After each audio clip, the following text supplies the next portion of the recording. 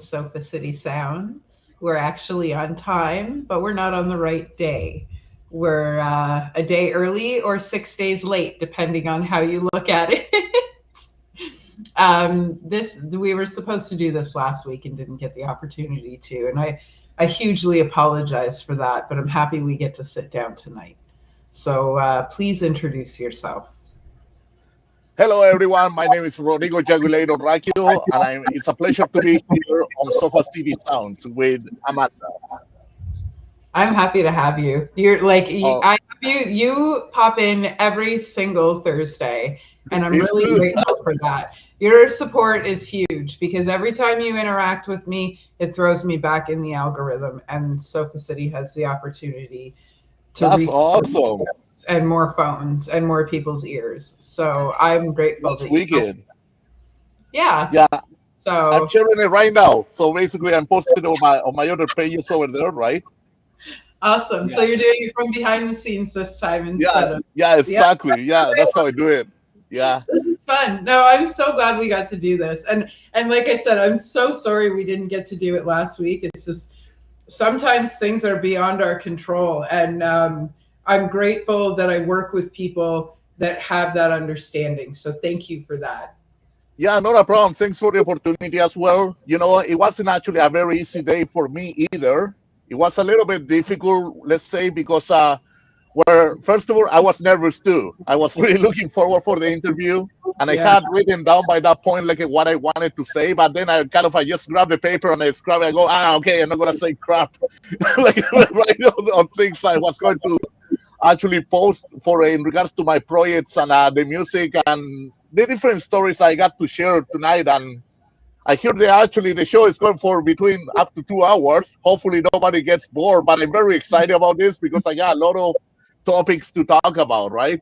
Yeah, it can like I mean we've had it anywhere from like I think my shortest show was 27 minutes. Hola, Nikki. She says Oh yeah, hello. hola. Yeah, Yeah, the shortest show I think we had was 27 minutes, 27 or 37 minutes, and the okay. longest show we had was 3.5 hours. 3.5 hours. Wow, that Yeah. must be an interesting interview for sure. Well, I had Snake River Redemption come down for the Yeah, day. okay, yeah. I remember those guys. Yeah, yeah. So I had them come over. I made a whole bunch of suicide chicken wings. We played Can You Pass Me That with hot sauce. We ate chicken wing pizza. Josh made me pee my pants. So that was That's fun. That's wild, actually. Like, especially what kind of sauce though? Like, you guys were going for something mild or really extreme? Well, I have everything from Frank's Red Hot to the End hot sauce, which is 7.1 million Scovilles. So Okay, I kind of like to fuck around a little bit. right. Oh, definitely. Like, Yeah, for yeah, sure. like Like, what the hell? Definitely. That's the it's whole kind idea of of like my experiments, right? yeah, I don't know. It's my range of torture from Frank's to oh shit. Yeah, that's wicked. Yeah, yeah. So, but what about you? Are you into the hot sauce? Where actually I can try different ones, especially I love spicy food, like something that it took me years to get used to. Because what happens, a lot of people like assume because I'm from Latin America, from Chile, right, all the way South America, Right. you want to say the asshole of the world, right? And all the way at the bottom, right? Yeah, that's right, Chilean asshole. Kind of thing. So the thing what happens is a lot of people assume that all Latin America goes for the spiciest shit ever. But it's Yeah, not true actually. Mostly actually places like in Mexico and the Caribbean islands, that's where basically you find the hot spicy stuff. But yeah. anywhere down there in Chile, it's more mild, I would You say. guys are about flavor. Yeah, You it's more about the flavor more than actually being this. say. It's almost like you're eating a scorpion, like you don't want to get stung on your tongue with it. Yeah, yeah. Well, I like scorpion peppers. I love Yeah, scorpion. scorpion peppers. Wow, Yeah, like that's yeah. crazy. Yeah. So But- I never used to be able to do hot sauce, and Okay, I would look at a bottle of Frank's and I'd cry. And then after all those blood transfusions, I had some weird shit happen to me. Like when I get bitten by mosquitoes, I don't get itchy. Yeah. Thing is hot enough. I can eat the hottest fucking anything, and I'm good. Like it's Right. weird. It's really weird. Yeah. So yeah, I love anything hot. I do. It took me a while. I would say when I came to Canada back in 1999, I started to get used to different food styles. So myself, I've never been picky about food. I like to try of anything and everything, especially when it comes to international food stuff like that. Like nothing fancy. I like street food more than anything else, to be honest. Yeah, anything like that, like from freaking Polish hot dogs to anything, anything else, just tacos, eat a whatever. handful of whatever you got, and I'm gonna. Oh yeah, I love street food. Mediterranean food and stuff like that, right? Middle Eastern, anything. Yeah. Oh, I'm a sucker for food festivals, man. I don't look like I can pack it away, but fuck, I can eat. Yeah. Holy. I kind of fortunate now in that way though, because see, if you have some food allergies or you react easily to certain things, right? Especially, I noticed that more in these newer generations too. Yeah. That people they is either lactose or what is it, or anything related to a special bread or anything condiments, like it kind of it might actually really affect them. Everybody's got a fucking allergy to something. Me, I'm allergic to seafood, but I'm an 80s baby. I've been allergic to seafood since I was born. Okay. I'm not picky. Like I'll eat it except for avocados. Fuck avocados. Oh. No. No avocado? Dude, I will try. Are you kidding me? No avocados for you? No avocado. Fuck avocados. No. That's it. That's it. I'm out of this interview. I actually basically don't like avocados at all. I cannot take them. That's crazy. I love avocado. We were just talking last night about how nobody's ever come up or walked out of an interview, or I've never cut one off or anything. And you're like, that's it. Fuck this. Yeah, that's a fuck this thing. Our chat is blowing up tonight. Phillips popped in and said, "What the hell? You like chicken wings? Of course." Oh yeah. Racist. I don't know what that meant. I think it was because I asked you if you liked hot sauce after we had spoken about eating hot food. I don't know if that was racist or not, but no, not at all. Like nothing racist. I get everybody equally too.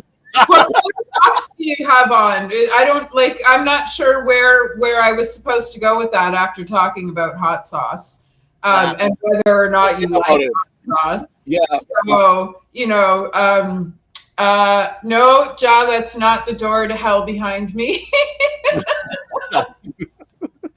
I'm in hell, thank you. Oh, over here too. There's a reason why I call it the Devilz cellar. Yeah. Right? That's my sliding glass door. I have it that way so my neighbors don't talk to me.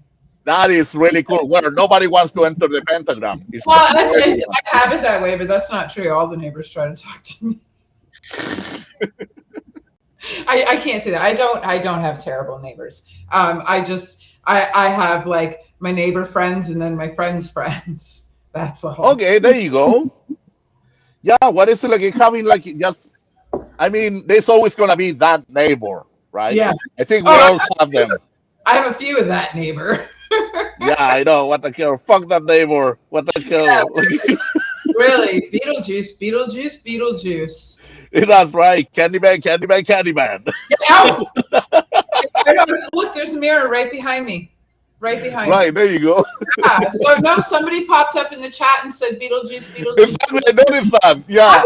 Their color on their name was purple, so that was pretty cool. That's awesome. Yeah. Yeah, well, I see actually.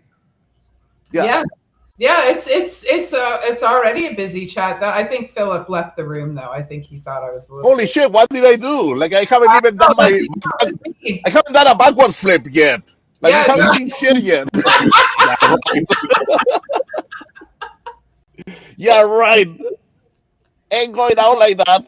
Yeah. Oh my god! Like, I don't know what I was supposed to ask you after we were talking about hot sauce though. Like, was I not supposed to ask you if you liked it, or what? Like, was I supposed to ask you if you like Care Bears, or like if you eat Care Bears? Or, like, where was I supposed to go with that?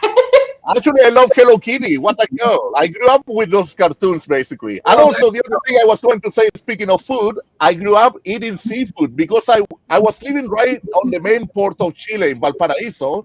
So my father and my mother, they used to run a seafood market.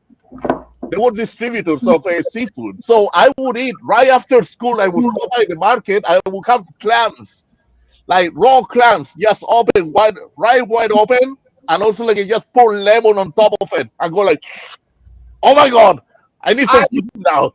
You know, it's so fun. I was married into an East Coast family from Newfoundland. I was married into a Newfoundland family for 15 years, and let me tell you, when they ate lobster and crab, the walls ate the lobster and crab, the kitchen table ate it, and it's and like before my allergy. Why did you get booted, Nikki? That's fucked up. What? Before Nikki said That's weird. I got booted. My hands are off the keyboard. Sorry, it was me. But yeah, before the allergy developed, I used to be able to eat like lobster and crab and stuff like that. And I love it. Like I feel like I'm missing something, definitely. But yeah, when my mother and father-in-law would come home with coolers and they'd put plastic tablecloths down and what a night it would be with, you know, lobster and crab legs, and I miss it. I just can't eat it. That's the thing. Yeah, it's not for everyone actually. I used to date someone who she was totally like allergic to seafood, and luckily my actual wife actually she prepares all the seafood for me, whatever she finds out there, right? Awesome. Especially the shrimps. I always have shrimps weekly. Yeah. Cool. That's awesome. So, yeah, no, I anything and stuff. I just can't eat it, which is unfortunate because I feel like some days I feel like I'm missing out. Right. So, yeah, no, that happens, right? Like kind of, I mean, also you have to understand too. Like we all have to understand that the involvement of the food processing as well, right? Right. It's kind of it has changed over time. Things they get more simplified. It's not the same kind of dedication as it used to be before. It's more restrictive as well. Right? According to the rules that are out there or anything. So just like everything, I think that happens in art as well, music, movies, anything like food, whatever things that we tend to enjoy, it's always a restriction on it. Why am I? I was frozen for a second. I heard everything you said, but I was frozen. Thank God. Yeah, you were frozen for a little bit. Yeah. No. Yeah. No. That's yeah, no, I definitely am. I used to be a fan. I'm not so much anymore, but that's okay, right? So yeah, let's see. I'm just posting the last link over there, and I'm gonna there we go. It should be it. And it's Dev Technology. I always refer to that title, Killing Technology by Voivod, because the way things are, right? Like kind of sometimes you try to keep up with it, and there's always something like a kind of not working to its max, or sometimes you go offline out of nowhere, like internet gets cut off or interrupted or anything, right? So I have a love-hate relationship with technology. We're right in that generation where like we didn't have it in the beginning of our lives, and then we had it in the second half of our lives, and some of us, some of us, chose not to like follow the technology train and like learn all that, because like I didn't give a shit. I didn't have a computer until 2007. Yeah, you know, like I didn't have when my kids and I moved into this apartment 5 years ago, we didn't even have a fucking TV for 2 years. Wow, okay. Why? What do we need a TV for? You didn't really miss much of anything, though. Yeah, you didn't miss much of anything, because also like kind of a majority of people, they rely only on YouTube, Netflix, or Prime, or whatever thing is out there. But here's the funny thing: when you compare these TV services too, right? A lot of people, they say, "Oh, this is so convenient, it's cheaper." But then guess what? It costs about the same or more than cable, because if you want to see every single show going on out there, you gotta pay for every single service to get it, right? That's right. Yeah, and it comes to about the same amount. Marketing is a fickle motherfucker sometimes, man. I know. I went to school for it, so I knew what I was getting fucked over by. Yeah, exactly. So, but no, it's true, right? Because they'll come out with an awesome show, but it's only on Crave, and Crave is $6.99, and then Yeah. Netflix is $9.99, and then the other one is $9.99, and then YouTube Premium is $9.99 because I have that Right. music, right? So it keeps adding on. Yeah, and then you're paying $100 in subscriptions. When I added up all my subscriptions for my taxes for Sofa City Sounds, Yeah. $125 a month. That's for Restream, for Canva, for my YouTube Premium, for my there was something else too. Oh, my other because YouTube Music and YouTube Premium are now separate, so there's two of Okay. them now. So yeah, so by the time it's all said and done, I'm paying $125 a month just so I can run my subscriptions for Sofa City Sounds, let alone Wow. my the Netflix and the Prime, and we have Prime because we use it, like we use Amazon, but Apparently, you get the Heavy Metal Thunder. Do you get yeah. the do you get that Heavy Metal TV channel or something like that? Like a lot of people, they have been talking to me about it, but I'm not really into it. Like, I mean, I can find easily documentaries on YouTube or anywhere else. I don't Right? watch a lot of TV. I got the kids Netflix for Christmas Yeah. because there was a series they wanted to watch, but June starts in a month, so we're probably not going to have Netflix until there's snow on the ground again. But like aside from that, we have Prime because we have our Amazon and it comes with Prime TV, and it's not terrible, Right. and it works out relatively well. Like if you rent something via subscription, as long as you remember to cancel the subscription when you're done the movie, you can usually get away with watching the movie and then canceling the subscription before 7 Right. days. Right? So like there's some loopholes. Me, I don't watch Yeah. too much TV. I'm not into any of that. So like when the kids were growing up, there wasn't a lot of Disney. There wasn't a lot of like Harry and his bucket of dinosaurs was the big fucking thing in my house. I haven't even watched that shit yet. Haven't never heard of it. There are some TV shows I haven't even heard of. Exactly. Still, And I those are the still ones stuck that I with let my kids watch. I still Right. stuck with the 70s, 80s, 90s cartoons I used to watch when I was a kid. What was your Like, favorite cartoon when you were a kid?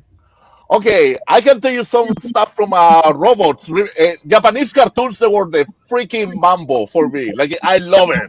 Like, Cool. you name it. Like, Future Conan Boy. Yeah, Future Boy Conan. What is it? Knights of the Zodiac.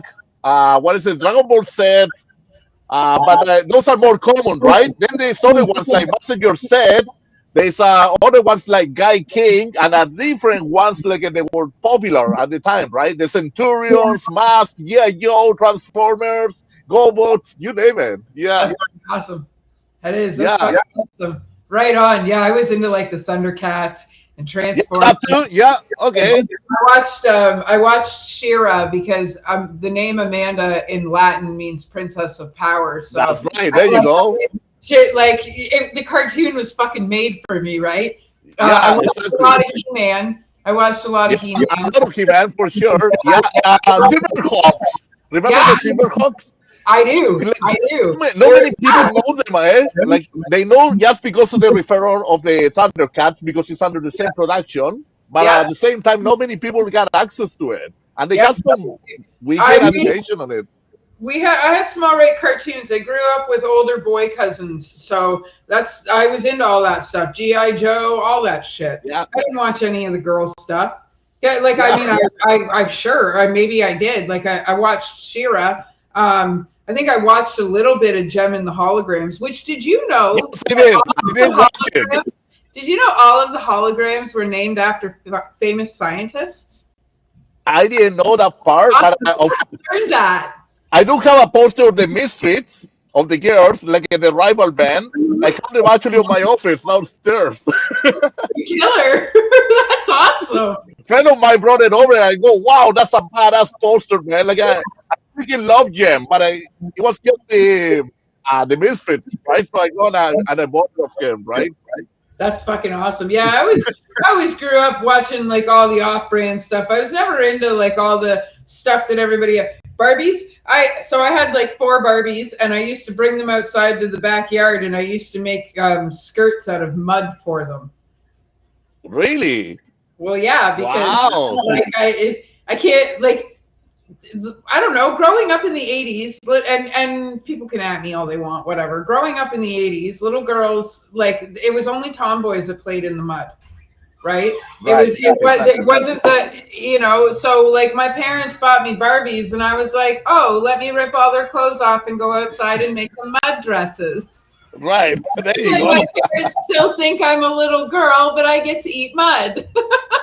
Yeah, So, you get to make the wrestle, right? right. Yeah. Eventually So they're gonna do it anyway. So oh, that's perfect.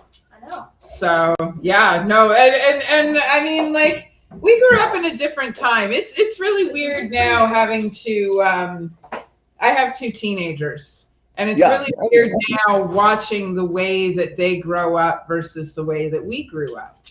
right. It's Right? totally different. The other day I was thinking about that exactly when it comes like to what how much the youth is missing the experiences that the parents actually sometimes they don't even share. Like I don't have kids myself, but like when I see like the younger generations and myself, because I run a market, right? That's called the pop culture market. I sell toys, movies, CDs, like you name it, like heavy metal clothing and all of that, right? So the thing is, myself, I have to keep up to date with these things about what's going on, like new releases, this and that. When I had someone I remember asking me about, do you have any Polly Pockets? And I go, I don't have any Polly Pockets, but also the Polly Pockets, it was listed as the top 30 most dangerous toys ever because they were right next to Mighty Max, but they had to have a girl version that was called Polly Pocket, right? Mm-hmm. Yeah, and that was actually banned. It was one of the most dangerous toys ever released before. Yeah, well, because kids were choking on her. Right, exactly. I remember. Yeah, I mean, I grew up right in the prime of that, and yeah, wow, we had some good toys. How did We we did it. survive? And it's funny too because like what we were doing as kids versus what kids are doing now. Now, my daughter is 14. My oldest daughter is 14 years old. She'll be 15 in August, and she Okay. texted me the other night, and she said, "Mom, can you make up an excuse to text me so that I can come home?" Now, when I was 14 years old, I was trying to figure out how to stay the hell away from the house, Right. not begging my mom to get me out of hanging out with my friends.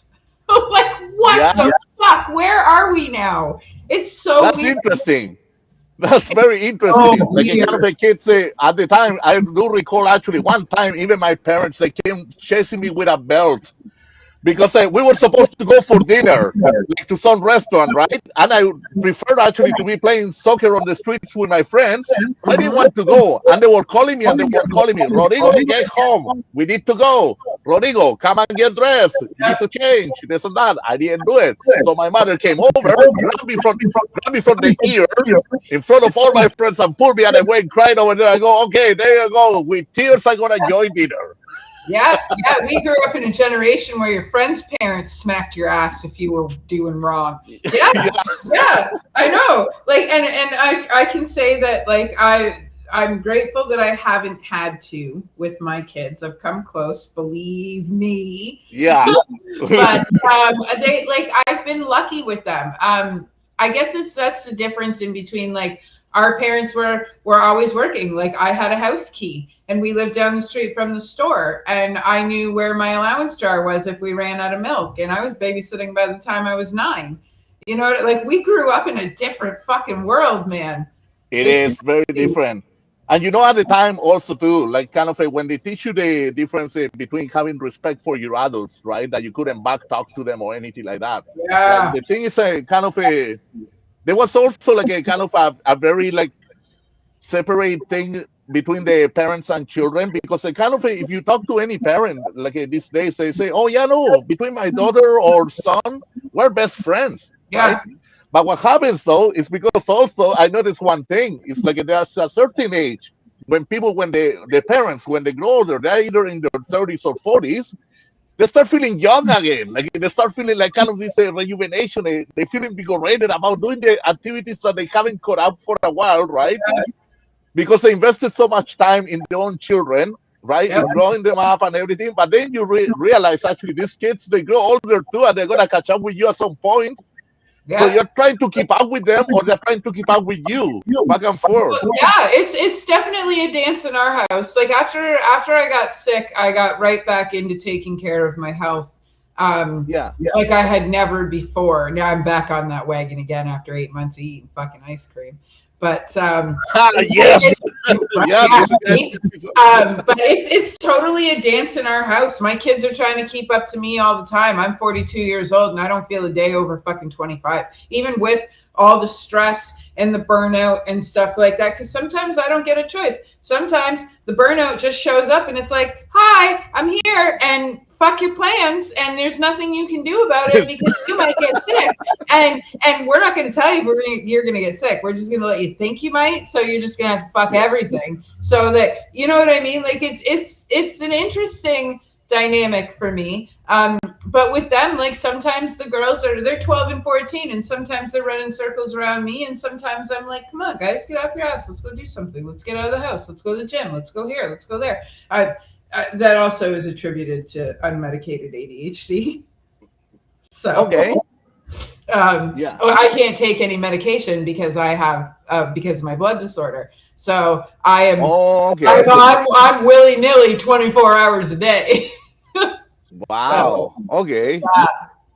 Yeah. So I'm diagnosed, but I'm unmedicated. I actually just learned about mushroom coffee. Mushroom coffee. Wow, that's a new thing. Okay, so having ADHD, I have conversations going on in my head, and then I have a dialogue that's going on top of that, and then I have a narrator on top of that. Then all my favorite music is playing, and then circus music is playing in behind that. That's my brain 24 hours a day. So now that I started drinking this mushroom coffee, it's made out of turkey tail mushrooms. Now that I've started drinking this mushroom coffee, there's no more circus music, and like I'm accomplishing things. And there you go. Fucked. It's like people's heads actually do this. This is what it's like to have a normal brain ish. It's crazy. Well, I think actually my wife has said to me that I have ADHD or something like that. I go, you know what, Suji? Probably I don't fall in any category. I'm just freaking crazy. That's all. I'm just a teenager with responsibilities. Fuck the world, whatever. I want to do whatever the hell I want with the little and nothing, right? Yeah, well, that's how I live. I live however makes me comfortable, and if that makes somebody else uncomfortable, that's fine. Right, exactly. Well, that's the whole idea too. Like, if you're comfortable yourself, and the whole purpose is not to make other people uncomfortable, right? Yeah. But if you're uncomfortable because of my comfort, maybe we shouldn't be in the same room. You know what I mean? Exactly. So that's right. It's a strange world. And I'll tell you, I was in the rat race for 25 years. I worked in retail. I did all kinds of things. And you mentioned it. I remember that. Yeah. And after 2018, I swore I'd never work in corporate again. And I can't. So like doctors call it defiance disorder. I call it, I'm an adult. Don't tell me what to do with that fucking tone. Right. So it's hard for me. I don't think hey Andrew, I don't think I would be able to, and my brother Adam is in the room. So I don't think I'd be able to do it. I don't think I would be able, like, I have a hard time being told what to do by somebody who thinks they have authority over me. So that's why I do what I do, because I get to make the schedule. I get to make sure that everything runs the way I need it to. I'm very open about what I go through with my TCP. This way, so the support is there with most people. Some people not so much, but whatever, that's fine. I get it. Not everybody has to understand. Exactly. Yeah, no, everybody has to understand, right? And also, like, to understand struggle, like a personal struggles, like you have to go through it yourself and conquer it one way or the other, right? Yeah. So sometimes, like, it can be a lonely world as well, or the people that wouldn't understand what you're going through, right? So you got a war going on inside, right? Well, yeah. So I'm a giant Pac-Man board. Okay. So I'm allergic to infections, and if I get an infection and my blood doesn't recognize my white blood cells, like if my antibodies don't recognize my white blood cells, they will actually eat them. So my blood Wow. will eat Okay. itself. Yeah, yeah. I got fucked That's up wild. disease, man. Oh, he's asking actually, like Steve is asking when it's gonna be Yes. the next concert at the Devil's Cellar. So what happens right now? Okay, so I'm gonna start with this. Very soon in May, I'm gonna start a new job. So it's gonna be a seasonal job that's gonna take a lot of my time, basically. But everything that I'm gonna be working towards too is because I have this idea that basically at my place, at the current place that I have here, where I run the pop culture market and I have my AV studio, I'm gonna be expanding a second floor. So basically, I'm gonna have things much more organized around, so they don't have to be everything on the main floor where actually I hosted a few concerts before, and also like I've been contacting other talent around that basically they have been sending me my some demos, and as well I just restarted my band that I have back in 2002, and I ran until 2004. I got a new members right now, so we just started to jam about like last month basically. And the Sick. thing is, like, kind of, we're getting ready for that time to come and strike for once and all and rock it, right? So that's the whole idea. Like, come all together in a blast, all together, right? So I'm getting ready for this, and I'm pretty excited, and I want to show that to everyone of any way possible that we can actually do this all Yeah. together, right? Yeah, yeah. And Yeah. I love that you have that kind of passion and drive for the scene, man. We Thank need you. we need more of that. And you're fucking multi-talented. You've got yourself a store, you're into the music, you're running the music, you're doing a lot. Yeah, Do I do a lot sometimes. So I have the same kind of mapping of the Pac-Man map, kind of similar to yours as well. I got so many things going on, but I kind of they come to the center at one point or yeah, the other, right? yeah. It's kind of like Sofa City. We got the interviews, we got the shows, we got the Yeah. promoting. Um, Irish David Sean says this is Oh such yeah, a Sean. Hey Sean, how's it going? right Oh, on. Steve Kennedy Awesome. there's as well. Hello. Yeah, Yeah, lots of people are showing up over here. yeah. Andrew Kennedy. Yeah. This is Who such, else? and Alan we're on Cullen. an off night too, so it's so great that everybody's jumping in and chatting. Oh, And that's awesome. I'm yeah, super because excited about this. I was looking forward to this. so this I'm so happy that it's still a good busy interview. It's nice when people jump in the chat and interact with us and stuff That's like that. wicked. Yeah, that's So, fucking better right there. That's fucking better. right, exactly. When we all come together and chat and fucking hang out and like, okay, so I did the aborted show on my birthday and we finished Okay. the show to Raving to Sandstorm. Yeah, like and we every one of us danced when we were done, and we were all on the same vibe, all on the same level. It was so fun. Yeah, The legend that's will be wicked. there next show. Andrew, the legend will be there for your next show. Oh, definitely. Let's aim for February, coming September, to Dayton sometime like that. Awards. Yeah, So we're gonna aim for September. See, even now, so keep me many things. posted You're on drinking tea. See, look at what I'm drinking there, right after dinner, kind of thing, like Perrier. that. Yeah. What is it? Oh, Perrier. Yeah. Oh, right on. Yeah. Awesome. I'm drinking mushroom coffee out of an 84-year-old pinup mug. Oh my God, you got the mug? I got the same one. Her name is Margaret. I got the same one. Dude, she was made in 1941. Right. I had two. Yeah, mine's named Them, Margaret. a friend of mine gave me two, right? And then and then Suyi broke one of them. So the thing is, I was God damn it, Suyi, seriously, I thought you were not the yellow type. What the hell? You know? Oh, that sucks. Yeah, I bought a cup of shits in the morning doesn't hurt the eyes, you know?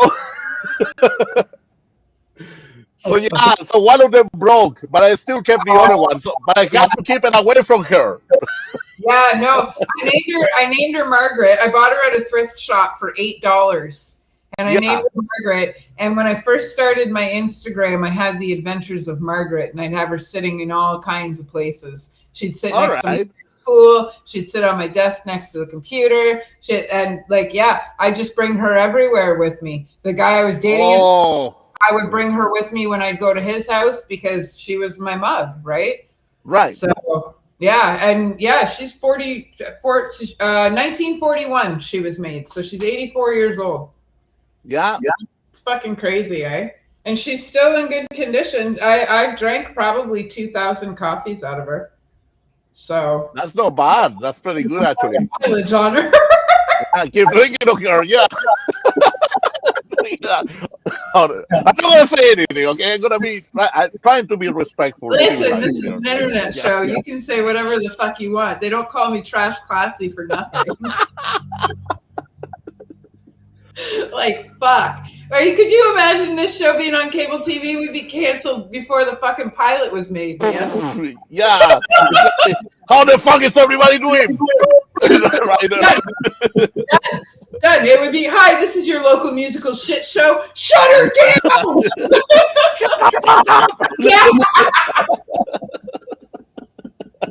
Telling you, man. Seriously, I don't know how I got away with some of the things I do, but I guess it's because I've built this show on me being obnoxious and loud, right? And that's how I managed to get away with all the shit that I do. You know what? Actually, I'm gonna tell you this much. I was trying to do a podcast myself every weekend for playing heavy metal music, but I was playing it mostly like a more at midnight. And sometimes I would go on a weekend like just pounding beers and drinking wine and strong alcohol until 6 or 7 in the morning, in the morning after. And I kind of it came to a point that I go like, okay, you know what? I cannot be doing this every single weekend, you know, like because it was kind of entertaining. But the whole thing that basically you are sitting on your ass, you're playing music here and there, talking about the bands and all of that, and then suddenly you gotta have your drink on the side, or I'm gonna take a break. Right. And then you start feeling more smooth about it, right? You start feeling like more wobbly kind of thing. Yeah. So when I first started doing this, I did it. TJ Palmer had originally asked me to interview me, and he showed up at my house like 5 hours before the interview was supposed to happen. And instead of him interviewing me, we became podcast partners and started the Savage Circle that night. 5 hours of hanging out, and we started the Savage Circle. And I used to eat a weed cookie because I don't drink, right? So I used to eat a weed cookie like a half hour before the show, and then we'd puff 100 fucking joints during the show. And it got to the point where, I can smoke, man. Holy fuck, can I smoke? And I rarely smoke weed or anything like that. I don't drink, right? I don't drink. I like to have my smoke once in a while, but yeah. Oh yeah, no, I can smoke with the best of them. I eat. So Josh Smith from Snake River. Okay, so I made him 3 weed cookies this big. They were supposed to be chocolate chip cookies. I dropped the container of decarb into the chocolate chip cookies, so I only gave him 3. They were green, and I told him to eat half a cookie.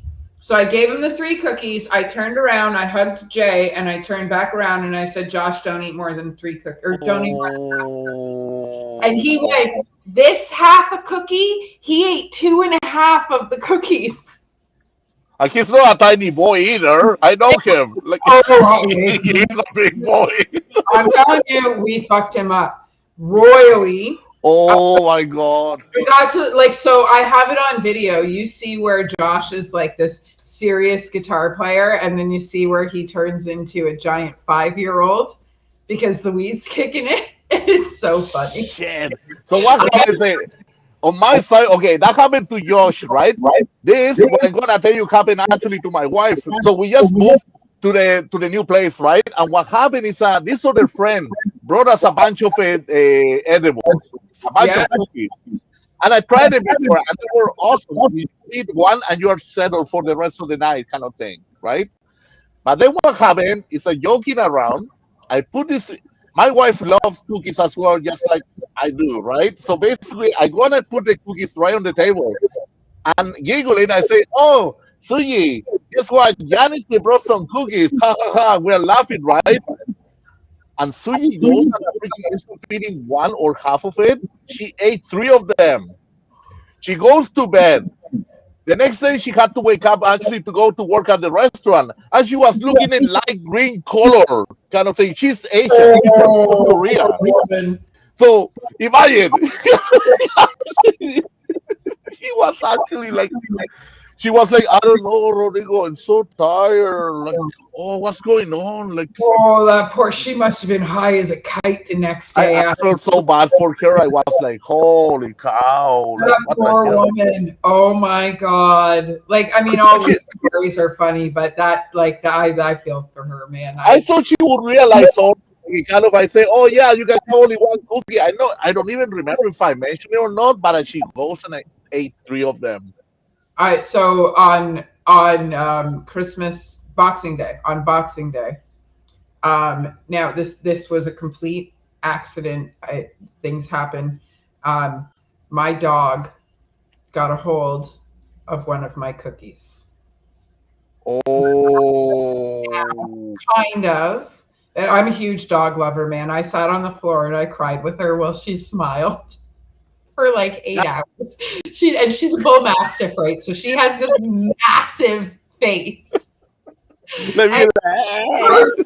And her head went round and her ears went like it looked like she had ponytails coming out of the side of her head because her ears, and she had this big huge smile on her face and she couldn't walk straight, but her tail was going like, oh man, I thought she was loving life. Like she wasn't like, I mean, it's dangerous for dogs, don't get me wrong. Yeah, Like, no, definitely. I'm not condoning this by any means, but let me tell you, when I say she had a smile from ear to ear and her ears are back here on the top of her head, I was Oh not shit! like, it was the funniest, scariest thing I have ever gone through. Ever. Oh, Right? So because I don't because of the TTP, there's like, I don't even take Tylenol.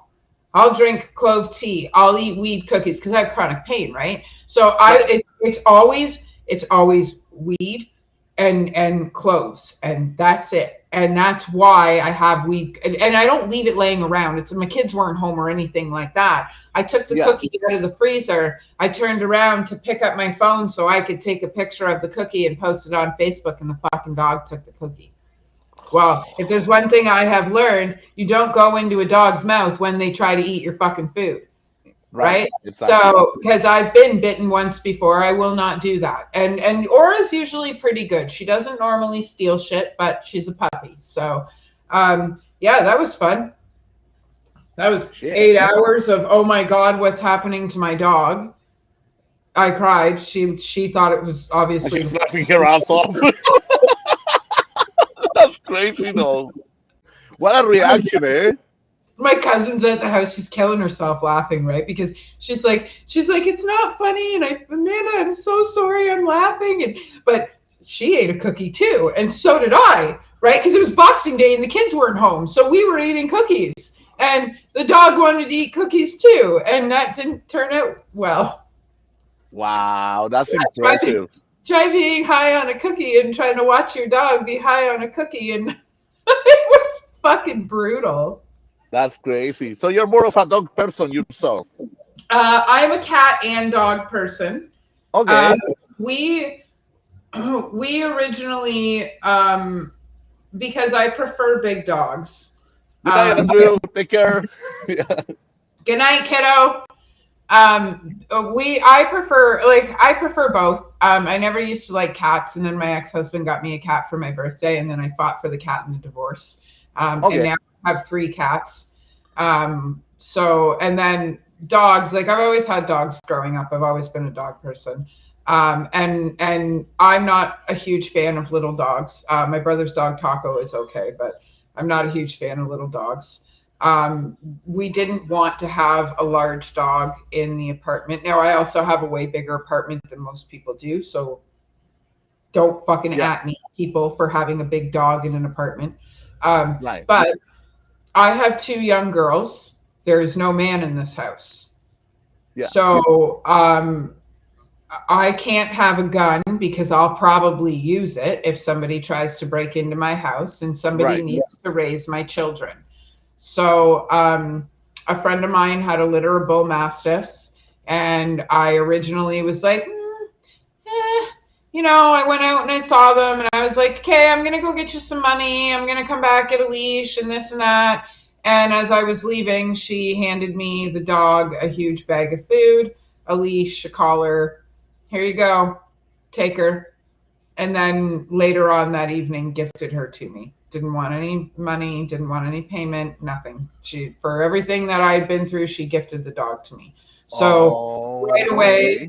I trained her to make sure that she protected everything in this house.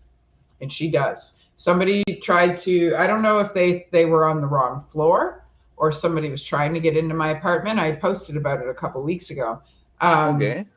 Somebody had tried to get into my front door, and my dog went crazy. Berserk. Yeah. Crazy. Like, I've seen her have her hair stand up when she sees people and stuff. She went nuts. And she got ice cream for it. Well, yogurt, doggy ice cream, but all kinds of treats, because why we have her. I have her to protect my home. Yeah, So exactly. See, we don't have animals here, right? But I used to have pets like a pair of turtles years cool. ago. Yeah, but they really freaking stink though. Like I mean, kind of you have to constantly change the water of the aquarium, and you have to get a really big space for it. So it requires a lot of maintenance. But they were cute. They were great company. Yeah. They were very sensitive too. They would sense things going on around, right? Oh Like yeah. yeah, one time I was having a strong argument with an ex-girlfriend of mine, and these turtles they were hugging each other. They were kind of like a. I look at them and I go, "Wow, we should stop arguing. Look at them," kind of Yeah. thing. And these two turtles basically they were hugging each other and stuff like that. But then I never had the economic situation really to take care of a bigger animal. I would say of a dog of a cat. But my wife actually she used to have a Chihuahua for Cool. 15 years, but then the Chihuahua died before like actually we met.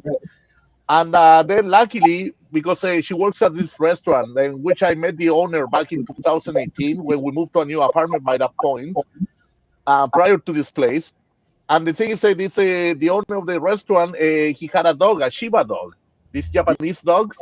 Yeah, They're I know so freaking exactly. smart. Like they're like almost human, those dogs, right? So basically, her task consists that she has to go and work Thursday through Sunday, and every time she arrives to work, she has to walk the dog for about 1 or hour and a half, right? And then at the exit, at the end of the shift, she has to walk the dog again for 1 hour, now hour and a half or something.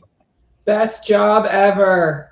She loves it actually. And she's always constantly posting pictures about it. She sends me text messages with pictures of the dog and everything. Oh, And the dog, every time he sees me, I don't see this dog often, right? But whenever I stop by, like at the restaurant or something, this dog goes crazy. Like he recognizes me right away. yeah, that's awesome. That's Yeah, awesome. That's yeah. What best yeah. job ever, man. It is actually like she's so fortunate on that. When I tell other people about it, they're like, "Oh my god, I would like to have a job like that," right? Hell yeah. I have a great job, and I'd love to start my job by walking dogs every day. I have a dog. Yeah, you got the dog there, right? How exciting, right? Yeah, well, Yeah, some days it doesn't work that way that well. When it comes to I got to walk the dog. Thankfully, I have two kids to help walk her. But right. yeah, so yeah. So Man, we got so what much else are to you talk. up to? Huh? Pardon? We got so What? much to talk about. I know. I was just gonna say. So what else are you up to? And then I thought we have not mentioned the market once yet. We did actually, like when I was talking about the cartoons and the different Oh, toys. right. That's right. That's right. Yeah, For a but second. no, what is not just about the market actually. I can tell you a bit of the story of how basically started the whole idea of running my own market. And I Yes. gotta the same things.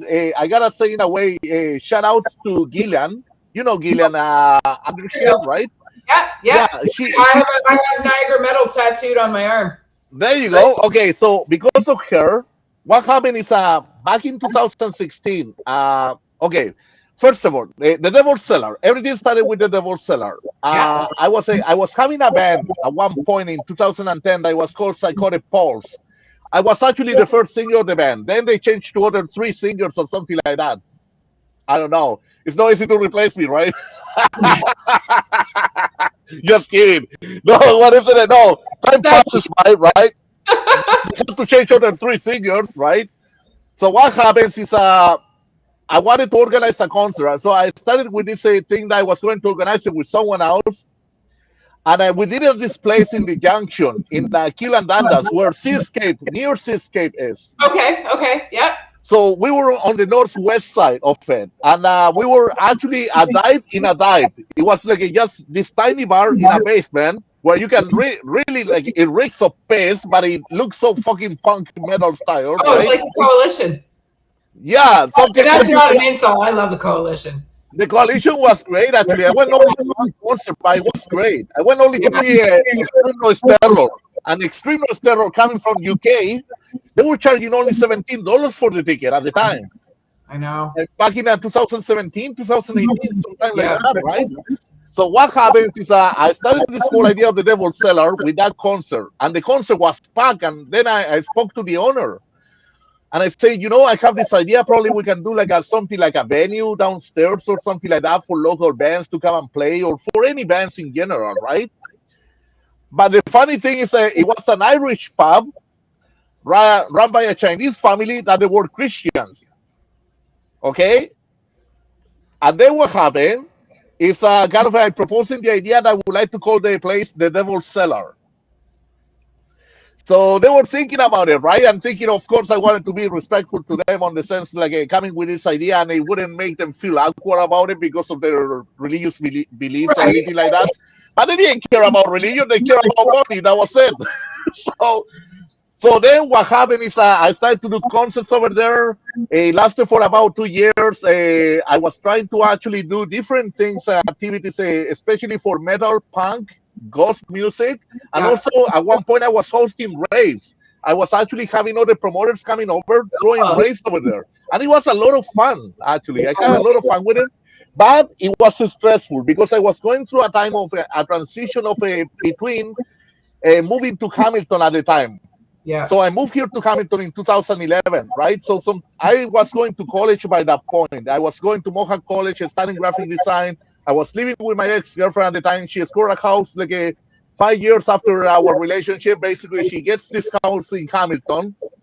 And the thing is, myself, I'm trying to adapt to the whole thing of how to go to school and also to run concerts.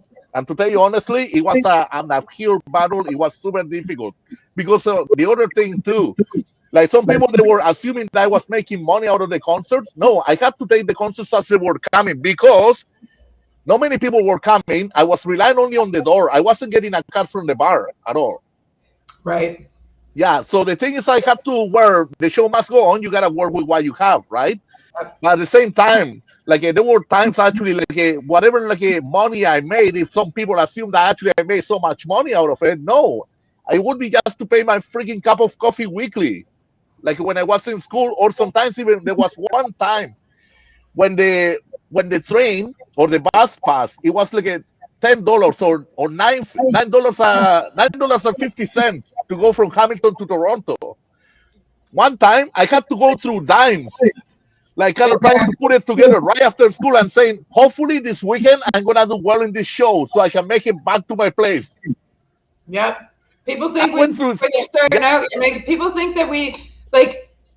People think because a room is full that we're making money, but at the end of the day, like you got to pay your bands. If your bars aren't paying you out, you're only making what's at the door. Like I can't tell you how many times. It's probably been a handful because we worked really hard. Rob and I worked really hard to get to where Sofa City is this year. But there's been a handful of times where I've handed a band a $50 bill and said, like, I mean, we cheeseburgers. You guys get cheeseburgers. It's cheeseburger money, and I'm sorry, it's cheeseburger money, but I lost $100 tonight. So enjoy your cheeseburgers, right? Yeah, it's like whatever falls in your pocket, right? I mean, kind of you have to always be like a fucking thank you, right? At least you can be able to. you know, make it for another day or something like that. So there were situations like that. And the thing is, I was having a lot of fights with my partner because she was saying, "Why don't you get a real job? This and that, like a kind of a." You shouldn't be doing the promotion work, this and that. I want you to get a profession. So, like, I didn't even want to go to college at the time. I just wanted to work at just a regular job Build, yeah. and I just pay bills and everything. But no, like, kind of, I had to go full time because she paid for it because she made me to. On the sense, like, kind of, myself, I didn't have anything else to do. I felt my hands were tied. And the thing is, at one point, she even said, kind of like, you know, I want you to have a career, just like myself. And then, you know what? Sometimes you look at how it is the status of economically of everything up to now. That some people they make it without education, like to basically they work in anything, whatever is available. Myself too, I gotta do something that's opposite than myself of the things I'm dedicated to, but it's just to push forward everything I'm dedicated, committed to.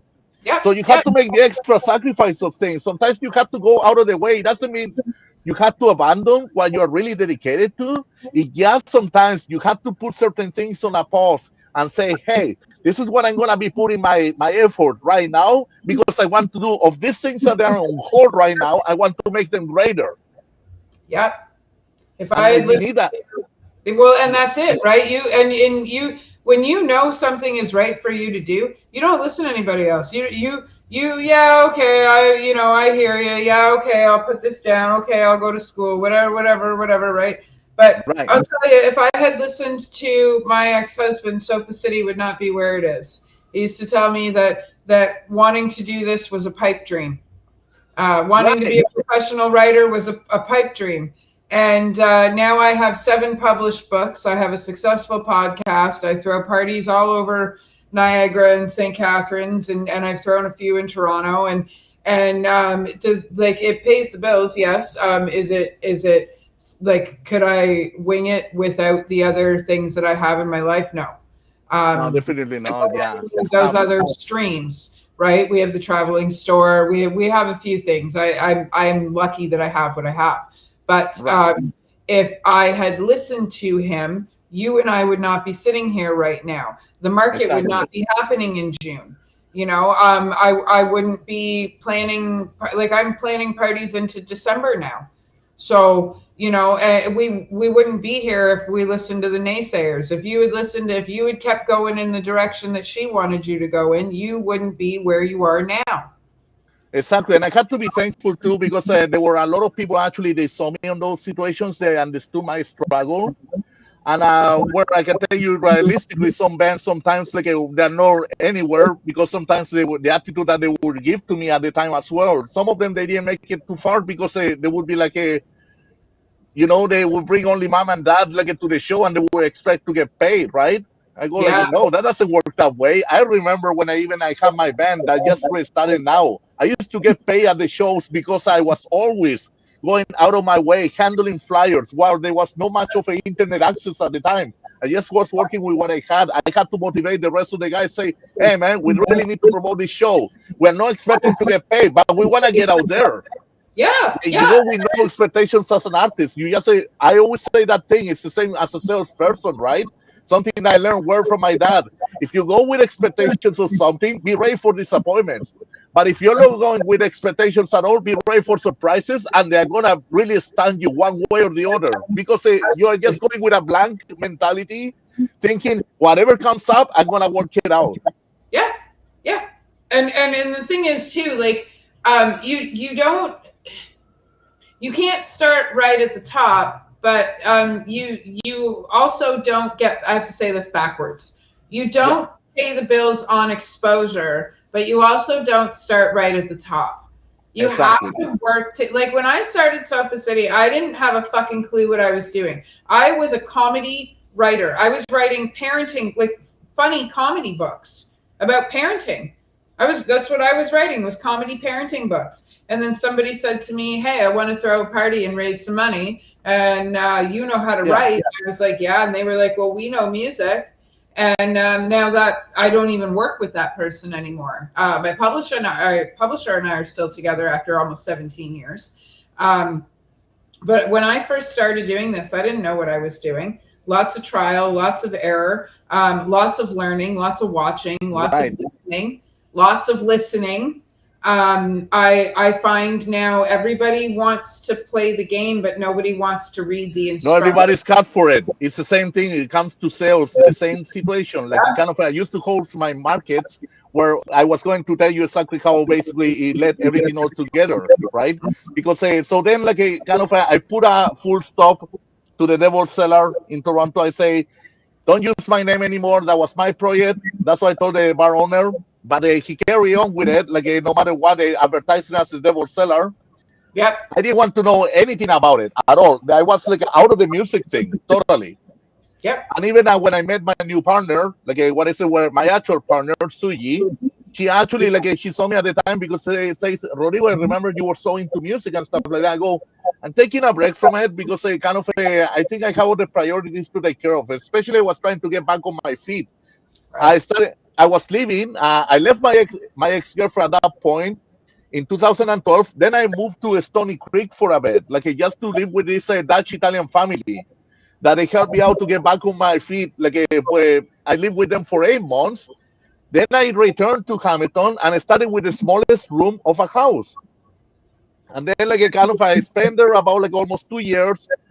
I met Suji via Facebook because we had each other added before, like on Facebook, but we never really interacted until one day I was single, she was single as well, and we started to kind of chit chat. And also, like a kind of there was a lot of opposition in our unity because in her culture, in the South Korean culture, they're very like a materialistic people. Like when it comes to a lot of them, they're very like a focus about how much money and profession you have. Yep. And the thing is, myself at the time I was working as a landscaper laborer. So then what happened is Suya and I we follow the art of rebellion, if you call it. Everything we do in the end is like the art of rebellion. Yep. We love what we do, but even that we have to walk against the wind, we're gonna reach our limit. We're gonna reach our destination. So what happened after? We moved from the. I was already moved out from the small room on that student house. Then I moved to a bachelor apartment. I welcomed Suji there at the bachelor apartment. After 1 year of dating, we started our life together. Then after that, basically one day, like while we were about to move to a new place, to an attic, that's where I restarted the whole thing on the Devil's Cellar. Before we were going to move there, I received an email from the new management of the Devil's Cellar from Toronto, and they say, "Oh, hi, we want to have access to your Facebook page because we want to manage it." Myself, I look at the email, close the computer, and it's funny because I had this deja vu that I was going to restart the Devil's Cellar for some reason, but not as a venue. I was going to start it as a business, like a small business for me to sell my collections that I recollected of everything that I did back in the 2000s. Because I used to work at the heavy metal concerts before. So I wasn't just a performer in couple bands. I was also like working for Inertia Entertainment, Noel Peters. I worked for him from year 2001 until 2011. But prior to that, the way how I got my foot in on that as well, I can tell you this honestly, like I have very broken English at the time. Like I came in 1999 here to Canada, and then basically in year 2000, I was being shy to go to concerts because I didn't speak that much English at the time. And then basically, kind of one day I'm talking to this guy and say, "Oh, you are the guy who organizes the concert." Yeah. And the guy, he said to me, like the first time he met me, he didn't understand much about the English I was trying to speak to him. But I was one of those fortunate guys who I would wait outside with my Japanese friend at the time. We would get autographs from everybody. And I laugh my ass off of nowadays how people, they have to freaking pay for the VIP pass to be their favorite artist. I go like, what the fuck is that, man? Like, that's not so cool at all. And I remember, like, in the time when I had to go to concerts back in Chile, when I was a teenager, when I really got into the movement, it was impossible to meet these big artists that you admire so much because they were far distance from you. You had to go among 5,000 people minimum to get to meet them because they are big down there. But then you get to suddenly you are meeting these people and they are just around the corner at the convenience store or something, buying cigarettes, whatever. And you go, oh, Chuck Billy from Testament, Udo from Accept. I met all these guys, right? And I will get their autograph, right? Yep. The guy Udo Schneider, what he said to me when I met him, I say, "Wow, you're Udo Schneider and stuff." And he goes, "Yeah, what's up? Like, where are you from?" "I'm from Chile." And he goes, "And you came all the way here to see me?" I was like, "What? Oh my God, that guy! He fucking killed me right there." I was laughing so much with him. And oh yeah, I'm going for an adventure for sure. I'm always up for the adventure. Don't worry. Don't worry, Nikki. As long as he's not working, he'll be with us for the metal market for sure. Hell yeah, totally. So what happens after? So that whole thing is kind of sometimes I will work for the bands and they would be like, "Oh, thanks for your help tonight. Here, have a hat." Like the guys of Cryptopsy gave me a hat, or all the guys, thanks for helping out like with the load in, load out, and doing security. Here, have a T-shirt. And it was the shit like that I collected over the years, right? So I look at my containers of clothing and I say to my wife, you know what? I'm thinking actually that I want to start this great idea that I'm gonna start like importing T-shirts of underground bands. I'm gonna test out the material and I'm gonna resell them. And that's how I started to basically get my collectibles together. And I decided right on Devil's Night of 2016 to basically to restart the Devil's Cellar. And I had already, like by that point, a band from Korea who were playing a show in Hamilton and Toronto. The band Sahon. They came over, they were my first customers on buying T-shirts from me. That's fucking killer. I know. So cool. Like, see, like I got the Korean flag right there, the side of my wife, right? Got the Chilean flag right here. But at the same time, it felt so fucking cool. Like, kind of, I was stunned about it. Like, for the appreciation, it was the great start for it. And then after that, I got to meet Gillian. Underhill? Yeah. Yeah. She came over and she came with her husband and her son, right? Yeah. And that was in 2017, I think, that they came over. And she passed me one of the pamphlets, one of the flyers for the Rock and Swap. By that point, I remember having this dream that I wanted to actually have a video commercial. And a friend of mine, Greg the Scarman, who lives in Markham, who I know him since I came to Canada as well in year 2000. That fucking guy, like, actually saw me when I had the most broken English ever. But one way or the other, we became really good friends. Among other friends I know along the way that basically are still keeping together. And then after that, basically, we shot a video commercial. And a couple of customers on that day of the market, they showed up and they say, by the way, we really love your commercial. That's so cool. I never thought actually I was going to shoot a commercial in my life for my own products that I was trying to sell, right? And then and then started the whole thing with the market. And the reason why I started the pop culture market is because I was turned down by another market that I'm not going to mention. And basically, like a kind of I say, okay, you know what? I'm going to make something really accessible for everyone. I want vendors around and all of that. I started in an art gallery first, the first time.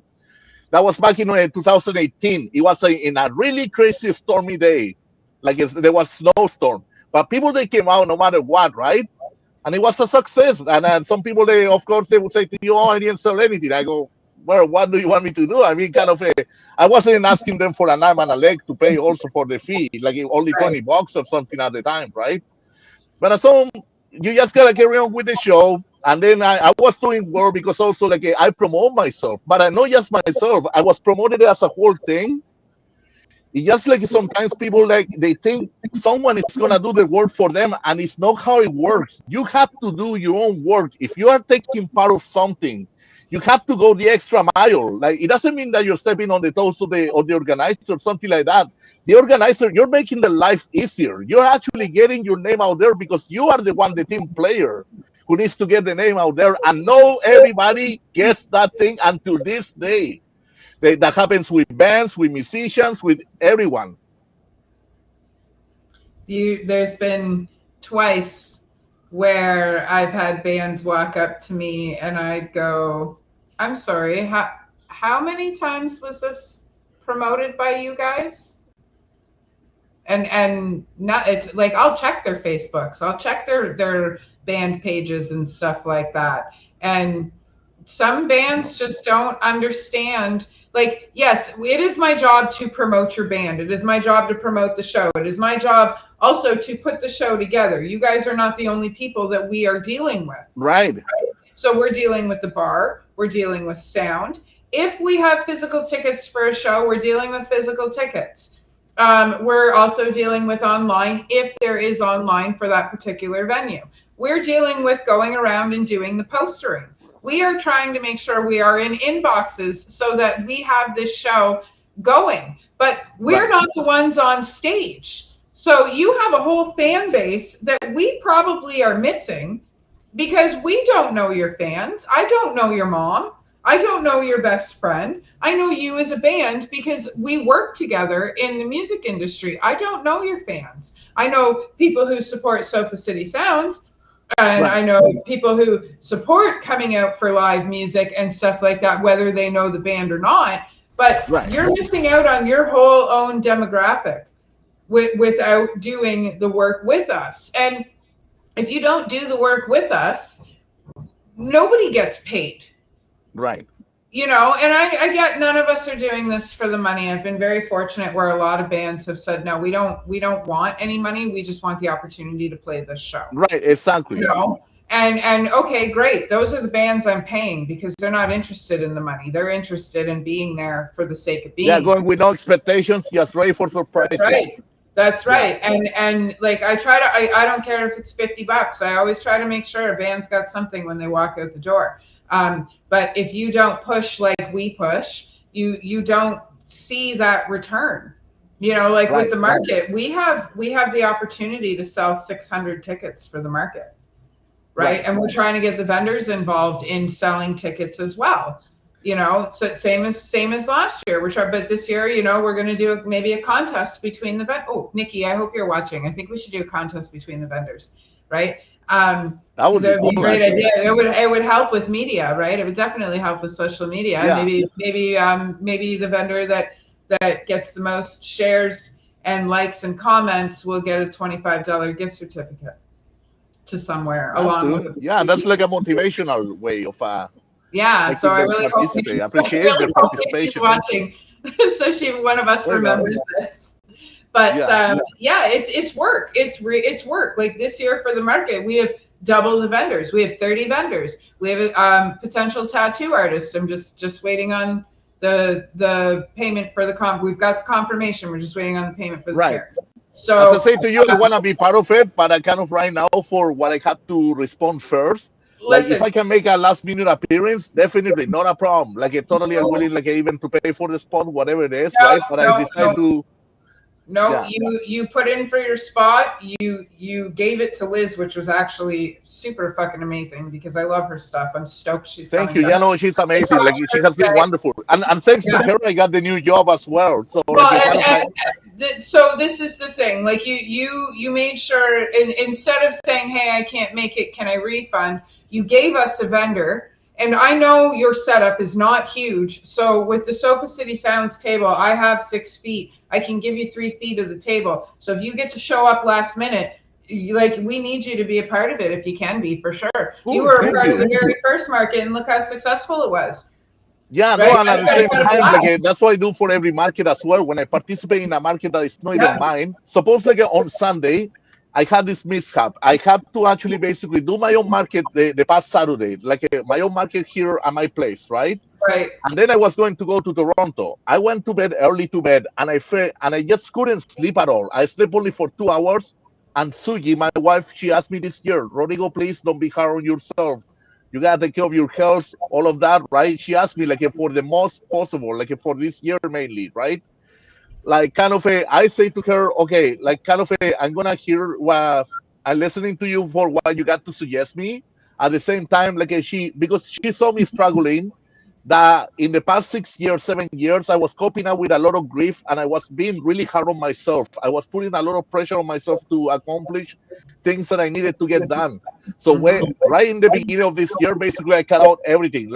I cut down on the alcohol and stuff like that. I know I barely really drink because also I want to actually catch up with my vocal style, what I used to do in the past, right?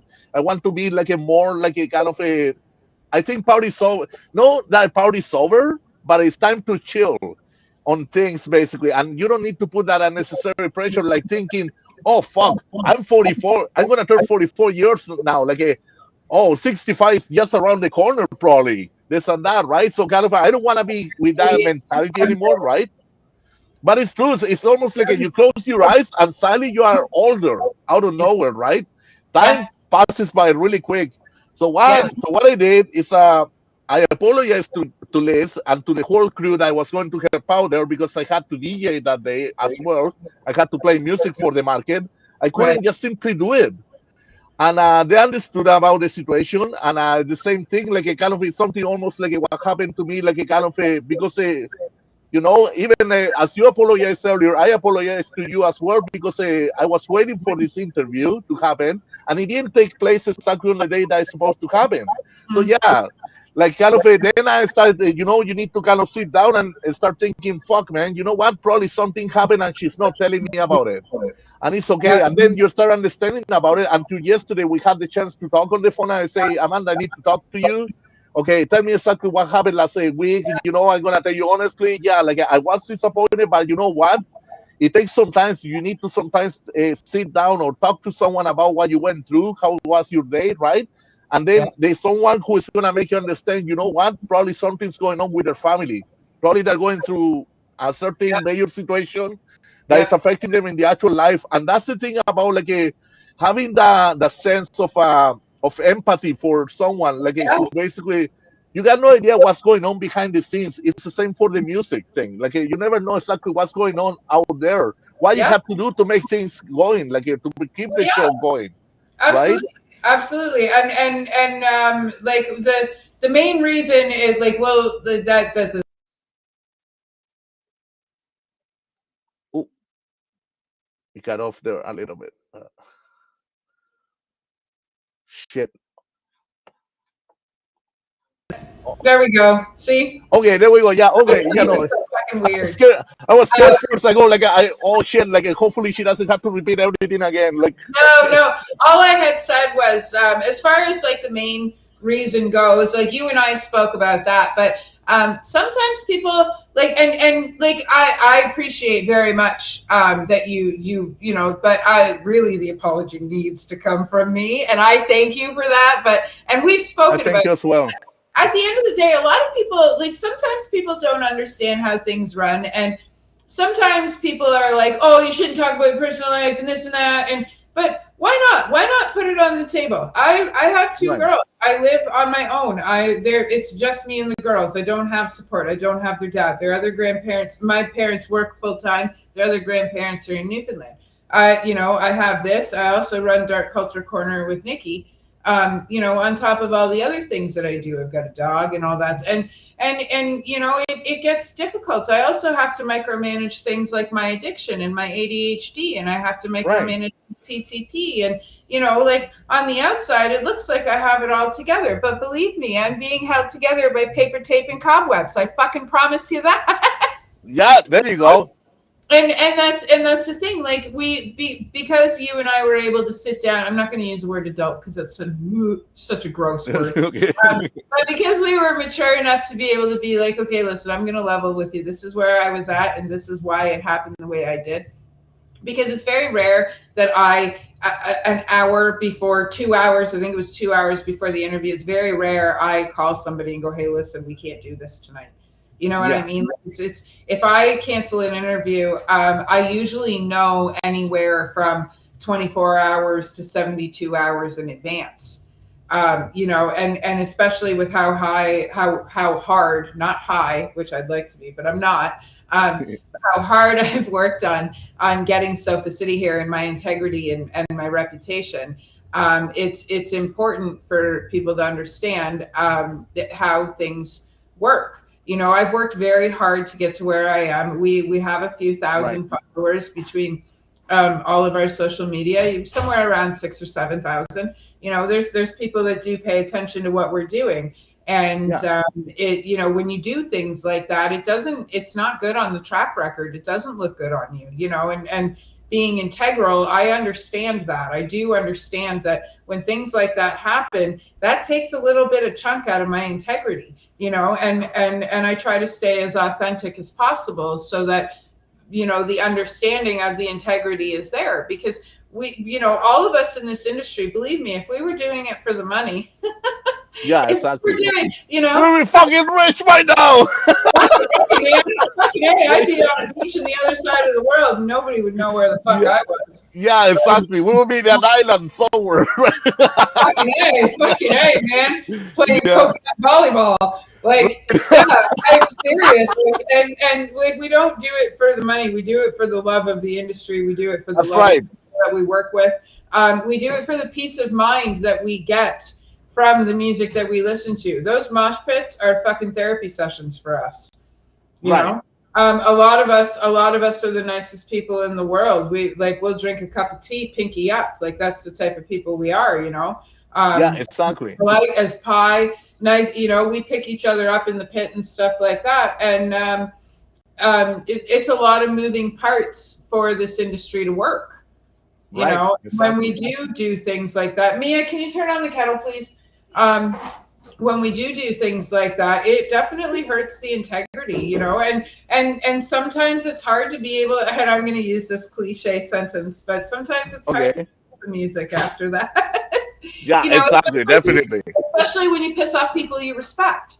Because Right. believe me, when you called me last night, I was shaking because I have a No. lot of Oh my respect for God. you, and you work hard in this No. See, like see, like I wasn't even at that point of it being like cranky or anything like that too. I think I gotta be thankful because in a way I go for acupuncture sessions now once a month, which right. is something that really helps me out to cut the crave of anything, like even of not feeling like the sense of either drinking or anything like that, right? So I'm not gonna lie to you, like kind of like, for example, yeah, I used to do the nose candy, it will come the weekend and stuff like that, right? Me But at too. the same time, but I was never like to the point of it to say, oh, I gotta go to work, I gotta do the nose candy in order to function, right? I was never into that. Yeah, no, I get that. My addiction is 24 years old. So Yeah, I spent a lot of time in bathrooms with strangers that I didn't want to fucking yeah, talk to. especially in the bathroom. Right, I know, but they had the blow, right? So that's where we were. That's where we were.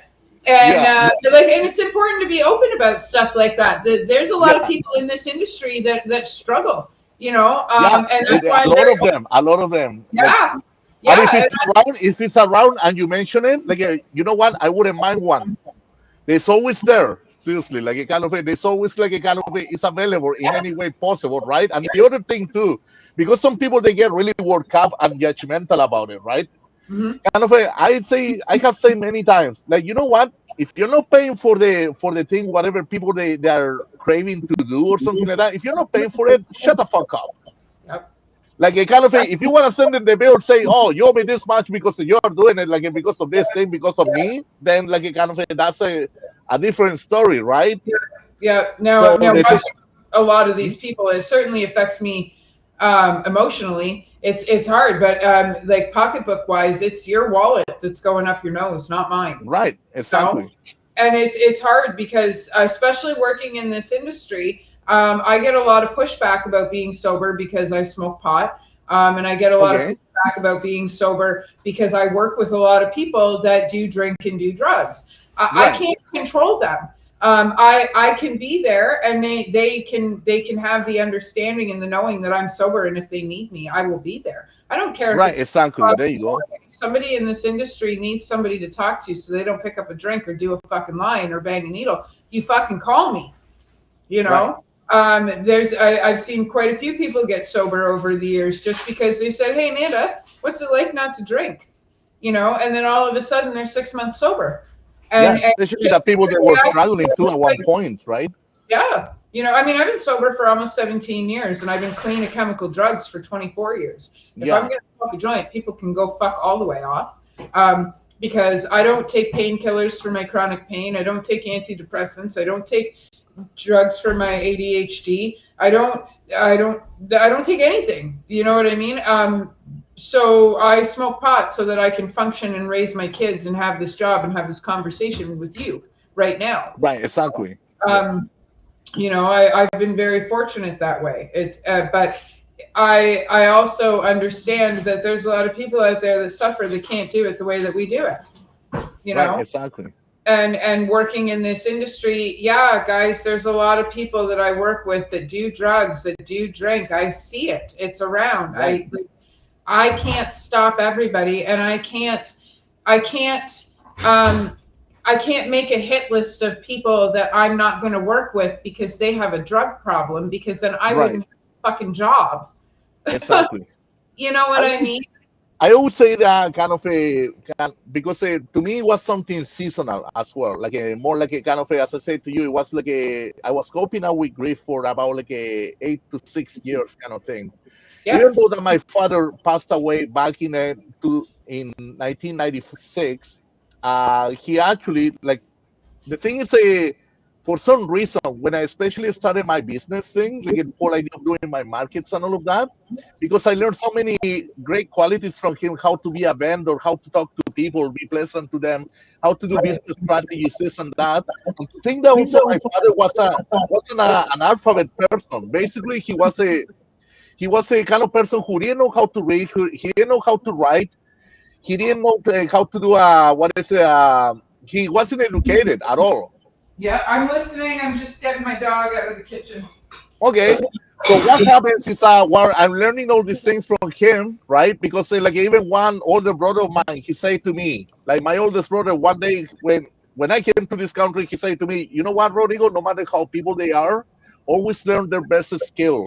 Like like everybody has something good and bad to provide, but Yeah. always learn the best skill possible from them. So what happened is I was in the last few years, I was actually like missing my father a lot. He reappeared in my life many times, like almost like I was going to make a decision in business. He was right there tapping my shoulder or watching what I was going to do.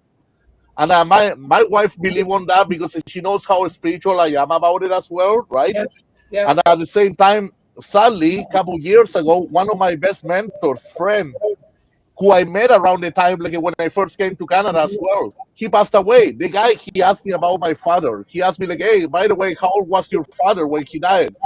My father was 57 when he died. He died of a hepatic cirrhosis and a cancer to the pancreas. He liked actually his big bottle of wine after work. He liked his good dinner and everything. And in the end, he ended up dying. He worked his ass off, really hard working person.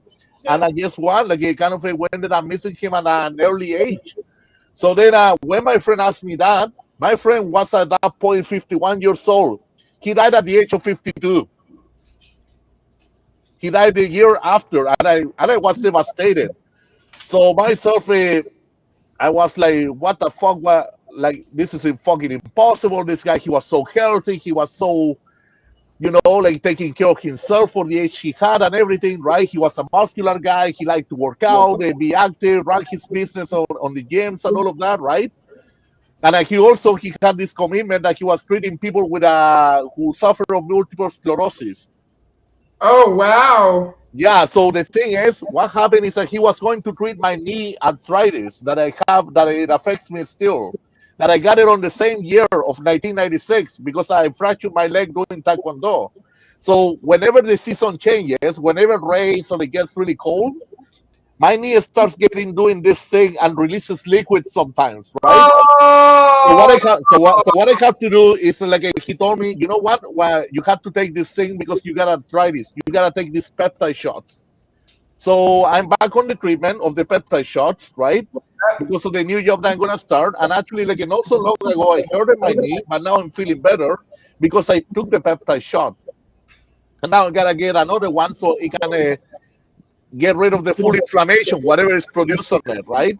But I'm doing better in that case. But at the same time, as I'm saying to you, these people who in my album on the Insomniac, like yeah. that album that I sent to you that I have available on SoundCloud.com/The Devil's Cellar. That one is actually like I played all of my keyboards. It took me about 13 years to make it. Really? 13 years Wow. because since the unity of Suyi and I started to play more keyboards and I was composing music, putting it together, recording it, this and that, right? Putting it aside. Hadn't complete the projects until last year. I was like, okay, I had to get this album done. Seriously, like it's coming to that time because I was going through so much grief, and my best relief was exactly when it came the end of the year. I released the album, and it felt good. Like I got it off my chest, something I have preserved for 13 years, and I dedicated it to my father and to my best friend who died. That's amazing. Yeah, so like there was a lot of freaking emotion. It was hard to write it, to put it together in the last recording, because I was constantly crying. I was finishing one song and going halfway of it. Yes, sometimes I had to stop. I couldn't make it like go through all the process because it was a very emotional album. Oh, I can imagine, especially when you have that kind of emotional drive behind it from two people that you love extremely, right? Two people that Right. were extremely influential in your life. I get no wonder it's like, and 13 is a very universal lucky number. If you're Yeah. spiritual, Oh you're yeah, anything, definitely. Yeah. like, It yeah, is damn 13, I have, right? I have a 13 ball tattooed on my leg. Yeah, 13 okay. is a very important number to me. There was a My band from Toronto. It was also called Them 13 back in the early 2000s, I remember. Yeah, Yeah. yeah, no, 13. I don't know why we've been led to believe that 13 is such an evil number because it's not. It's a very universal spiritual number. Right. It You is know, actually. so my 13 ball is for my older brother who died 21 years ago. And Mm. it was his nemesis in pool. He could never sink the 13 ball.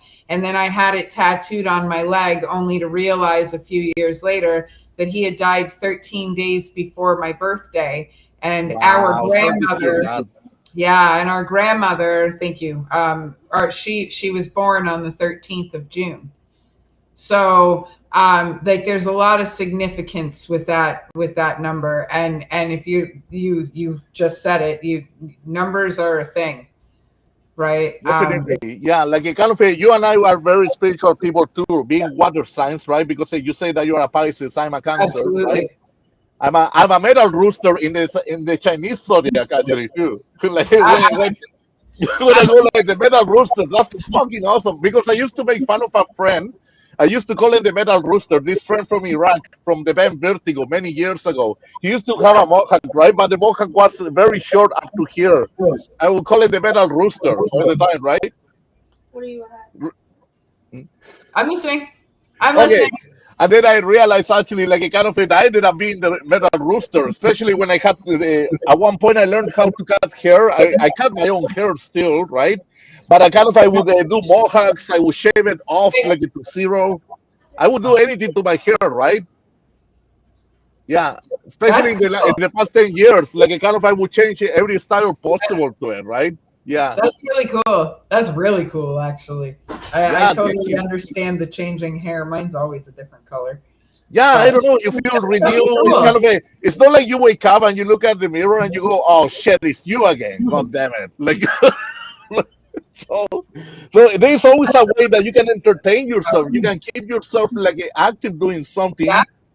And there's no really need at all that basically like you are in charge of how you create your circles of life. And the things that you want to do, actually, you are in charge to take a look at yourself and around and yeah, basically like just create your own circle of people that you want, who you get along with, the ones that you feel like they inspired you. yep. We go through different sources of people, right? And some people they're pretty shitty, and you know what? Sometimes it's not their fault. They're going through a shitty time, probably in their own lives, right? We never know really what it really affects an individual, right? That's But at the right. same time, it passes on because like we rely on energies around, right? Whether we tend to attract them or we tend to influence them to others, to pass it on to others. Yeah. Well, I mean, we're all energy, right? But it's all based on vibrational level, and your vibrational level is based on your authenticity. The more Right, authentic you are as a human being, the higher you vibrate. The higher you vibrate, the more that you bring into your life that you want, right, right? exactly, So we're all universal beings. We're all infinite right now. You know, right, at least I feel that way. From my death experience, anyway, when I went through that, all it took was my memories. This is the whole reason that I live the way I do. All it took was my memories. There was no physical body, no tattoos, no nothing. It was white. Right. There was no nothing. It was just white, and all I had was my mind, the energy of my mind, and it was wild. It was it was somewhere probably around a minute or 2 minutes, but to me it felt like a lifetime. And when I came back, when I finally came to, it wasn't all the stuff that I had done that was shitty in my life that I regretted. It was all the stuff that I hadn't done, because the Right. memories that I was bringing with me weren't the valuable memories I wanted to bring with me. I Exactly. hadn't done all the memories that I wanted to bring with me. I wanted to travel on my own. I wanted to buy my first car. I wanted to take my children to a different city without Right. having an actual adult with us. You know, Exactly. there was just so many things. I wanted to meet musicians. I wanted to body surf. I wanted to go in mosh pits. I wanted to eat food that I'd never eaten before. I wanted to talk to people from all over, which I live in Niagara Falls, so I get to talk to Right. people from all over the world. But I wanted to try different food. I wanted to learn about different cultures and stuff like that. With my 15 years of marriage was very bland. I didn't do anything. I openly admitted it was terrible. That's when I came to, that's when I decided. I was like, I'm not living like this anymore. I'm not going to Right. live in this home. I'm not going to live by these rules. I'm not going to live with this person. I'm not, I'm going to get out there. I'm going to do these things. And life's pretty valuable. Like we always forget to be grateful that we're breathing, right? Because breathing Exactly. is automatic. And also the people that we come into unity, like it kind of it matters a lot who we commit with, because suppose like myself, I don't have plans of getting married. I think we're happy like a kind of going without these certain laws that everybody tries to embrace. Right. Like a kind of I've been living already with my partner for like we have been together for almost 11 years and 6 months together, right? Right. And it has been a great thing because we let each other be. Like we're not really like pushing each other, kind of or retaining each other from doing things of any Right. kind. And the thing is, we keep it together. What we have to do, right? We know where we live at, how we know exactly where we came from the beginnings, how we brought everything to formation. And Yep. also, she knows I'm actually the kind of person who likes to get shit done. I'm the kind of person who basically like I'm very proactive in a lot of things, in a lot of activities. If I have some friends, suppose like I can tell you some of my projects coming up too, that they're gonna be more limited compared to than the free time that I had before. But I Right. got even offered to take participation of supplying my studio for a sci fiction movie, like a kind of for a sci-fi, like a pilot series or movie. It could be either Cool. one, but at the same time, it's not like I'm just supplying actually the green screen room and all of that. I'm also gonna be doing the editing, and I'm also taking participation on doing things within the same movie as well, because I know my friend Natalie for a long time when she posted, I'm looking to do this thing in sci-fi. Can someone help me out, right? And I contacted her right away. I say, hey, you know what? I got the green screens here. I got everything that you need, like basically the space for it to put it all Cool. together. Yeah. So basically, she also like I didn't catch up with her for about like 15 years or so. So basically, we came into unity for the after so many years, like to basically start working in this project together that we want to develop in September, right? Yep. But there's so many things. I've always been that kind of person. Like I like to help out people with the little things as well. It keeps me entertaining, influence at the same time. Like whatever little activity, video editing, music editing, providing soundtrack, doing anything possible, like doing some graphic design for a flyer, anything, like whatever it is. Like I have that artistic side on my side, right? Of No, doing things like that I want to take participation on. right. Right. Yeah, Yeah. Well, and that's like, I think sometimes people forget that universal means that we are all one, even though we're all individual beings. right. We all run on the same energy, right? And when Yeah, you, again, when you vibrate, like you guys, excuse me, with pulling this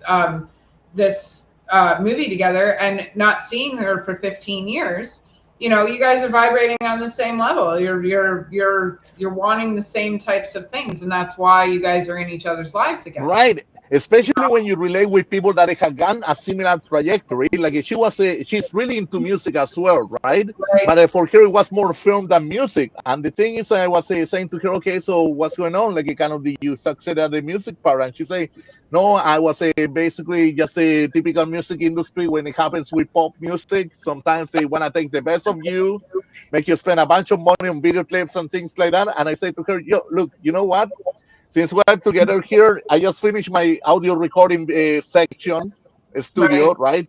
I have the other section to do the filmography and all of that. I have equipment over here, and I work with the little and nothing that I have. And Right. I get things done. And sometimes, like some people, they have this illusion that you gotta have so much money to do something. And no, you just gotta take a look around and say, like, okay, I have this and I have that. What can I do out of it? Yeah, well, and that's it. The classic line takes money to make money. I Right? like I started with a pen and paper with Sofa City Sounds. I started with a pen and paper, and somebody introduced me to a band. And then I started writing, and then I moved it onto the computer because it was 26 bands that I was introduced to. Right. Um, and then I was introduced to Deb Nansen, and actually, I'm going to shout her out. This Okay. tattoo right here, this D, is for Deb Nansen, and she was the spearhead of From the Ground Up projects. She was very, very close to myself and my publisher. We raised $2,200. I think it was $2,200 off the first Sofa City Sounds book for the From the Ground Up projects. And she pulled 2 prostitutes out of jail, and she gave them a place to sleep, and she helped them get back on their feet. Wow, that's the cost. Yeah, Yeah, so that's a it powerful doesn't cost. it doesn't take any money to make money. It took me a pen and a paper and an idea, and the energy to put forth what I had to do. And we packed the room, and we sold all the books, and we gave away a whole bunch of money. It's what you have in here and in here. That's what's gonna, like, people do. Okay, when maybe I'm living in a delusion, but when I was in elementary school, they always taught us that we saw things out here, and then we processed them in our brain. But Right. that's not actually true. We process things in our brain, we see things, and then we see things, Yeah, we project them, right? right? Yeah. So, like I always say that we are all the creator, because we all bring the things that we want into our existence. Thank you, I appreciate it. We bring all the things that we want into existence, because we think about the things that we want, and then we go for them. If I had to experience my life based on what came to me versus the things that I thought up and the ridiculousness that I've been through because I have pushed myself to get to those things, Yeah. I would life would be so fucking bland. Even vanilla wouldn't be a flavor, Right. like it Exactly. just I wouldn't have done the things that I've done. But because I was like, oh, I can publish that book, I can interview that guy, I can, like, Yeah. my first interview was with Jag Tana from My Mother Earth, right? And then and it just opened up all these possibilities of interviewing all these bands that were just starting out. And then I started talking to bands that had been around the block. I've interviewed everybody from Don Valley to a Fanimer Yeah, I to remember them, Valley. Yeah. guys from Morris Day and the Time to, Okay. like I've interviewed all kinds of people. And the big ones are great. Sure. It's amazing. It's wonderful. But me getting to be able to interview the larger bands, I feel like that gives us more of a platform for all the smaller bands, because the larger bands were smaller bands at one time, right? The larger bands that I've interviewed, they weren't selling out shows at one point. They were playing in bars that we run, that Right. people like us run. I'm pretty sure the first time, I was pretty drunk, so I'm not 100% sure, but I'm pretty sure the first time I saw the Tragically Hip, I was like 16 years old in Malibu Jacks. And that was a basement bar here in Niagara Falls. Right. right? And Imagine. what a fucking wild party that night was from the little bits and pieces I do remember. That's why I'm Yeah. so right. But like they all started somewhere, and all the bands that we work with have to start somewhere. Right, exactly. That's the whole idea. Also, like not to forget the beginnings as well, right? So here's the one thing. When I started then the pop culture market, which it was actually a great idea, and some people they would say to me, I don't know if what is the pop culture anyways, like or something like that. Like some people they will question me about the name. I go, it's very clear and open. I cannot do much more than that. Yeah, So basically, right? So it's basically like trying to welcome everybody, like whoever you are into music, toys, collectibles in yeah, general, and stuff like that, right? Antiques, whatever. So what happened is, I was doing it in bars first, right? I did it in an art gallery first. Then I did it at the Casbah. The maybe a Casbah, couple like pieces. I never liked the fucking place, anyways. The Casbah, like. I'm sorry, like that's me. But and then I was doing it at this in Hollywood for a year, and then Yeah, what happened is COVID hit, and myself I had this opportunity to escort this warehouse that actually it was initiated first as a cannabis grow up first, and I had to get rid of it because it was problematic. But no me that I started it. It just like the person who started it abandoned ship. Like he was coming from Florida and he went back to Florida again. And myself basically like a kind of I proposed something better to the landlord saying, hey, you know what? Like a kind of this is not the kind of business proposal I'm gonna have related to this thing, but I got something better to offer. I wanna actually build a studio, an audiovisual studio, and also run a market monthly here. And he liked the idea. Okay, let's see how it goes. And I remember that we had to go through the uphill battle of regulations, either when you can open, one not, this and that, right? And I tried my best possible to follow everything fine, and I succeeded at it. I can say I succeeded because I still had the place, and now hmm I'm trying to range to something higher, but at the same time they succeed, which is actually I wish more people they join me in this matter. But I kind of when you run something that you're gonna make it persistent and you're gonna brand it like for good, that you're gonna be basically carry on with it. Because I'm one of those people that I start something, I wanna go more and more doing more things often, right? To mark the name or make it memorable, right? yep. So many of the vendors that I had, of the many that I started in the beginning until now, believe it or not, I don't have any vendors anymore. Like for the past year, I just decided not to have more vendors anymore because I would look at some people, I would see potential in some of them, but they were not persistent.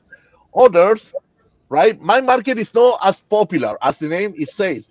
I admit it. Like I don't have many people that they come to me, but I make sales. If I make sales, why you cannot make sales yourself on your own? So that's the thing about it. I had commented with some people in the past too, because they are not persistent, and also I wasn't charging them much either to hmm to share a spot over here where I'm located at. Some of them they would enter and would say, "Oh, I thought this thing was much bigger." I go, "What much bigger? You go sometimes to a market that is much bigger. It can be the most popular thing out there. Everybody goes to it. Do you think you're gonna make sales out of it? Definitely not. It's no No, promise at all. And also, you have to pay for the fee that you have to pay to be part of it. You break even.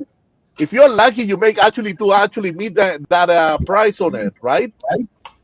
yeah. Well, and So that's it. I've done massive markets in Toronto.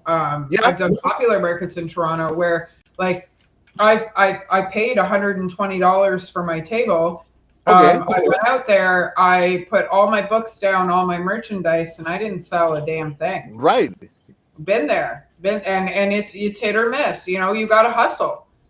right. And You even gotta with the hustle. hustling, sometimes you don't do it. You know, like I Right, mean, I fit at the market and everything, but where my spot was, stuff like that didn't work for me, and that's fine. The next year, I sold everything.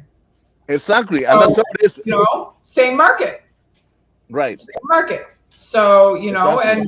and same with the market for this year for Mayhem Metal Market.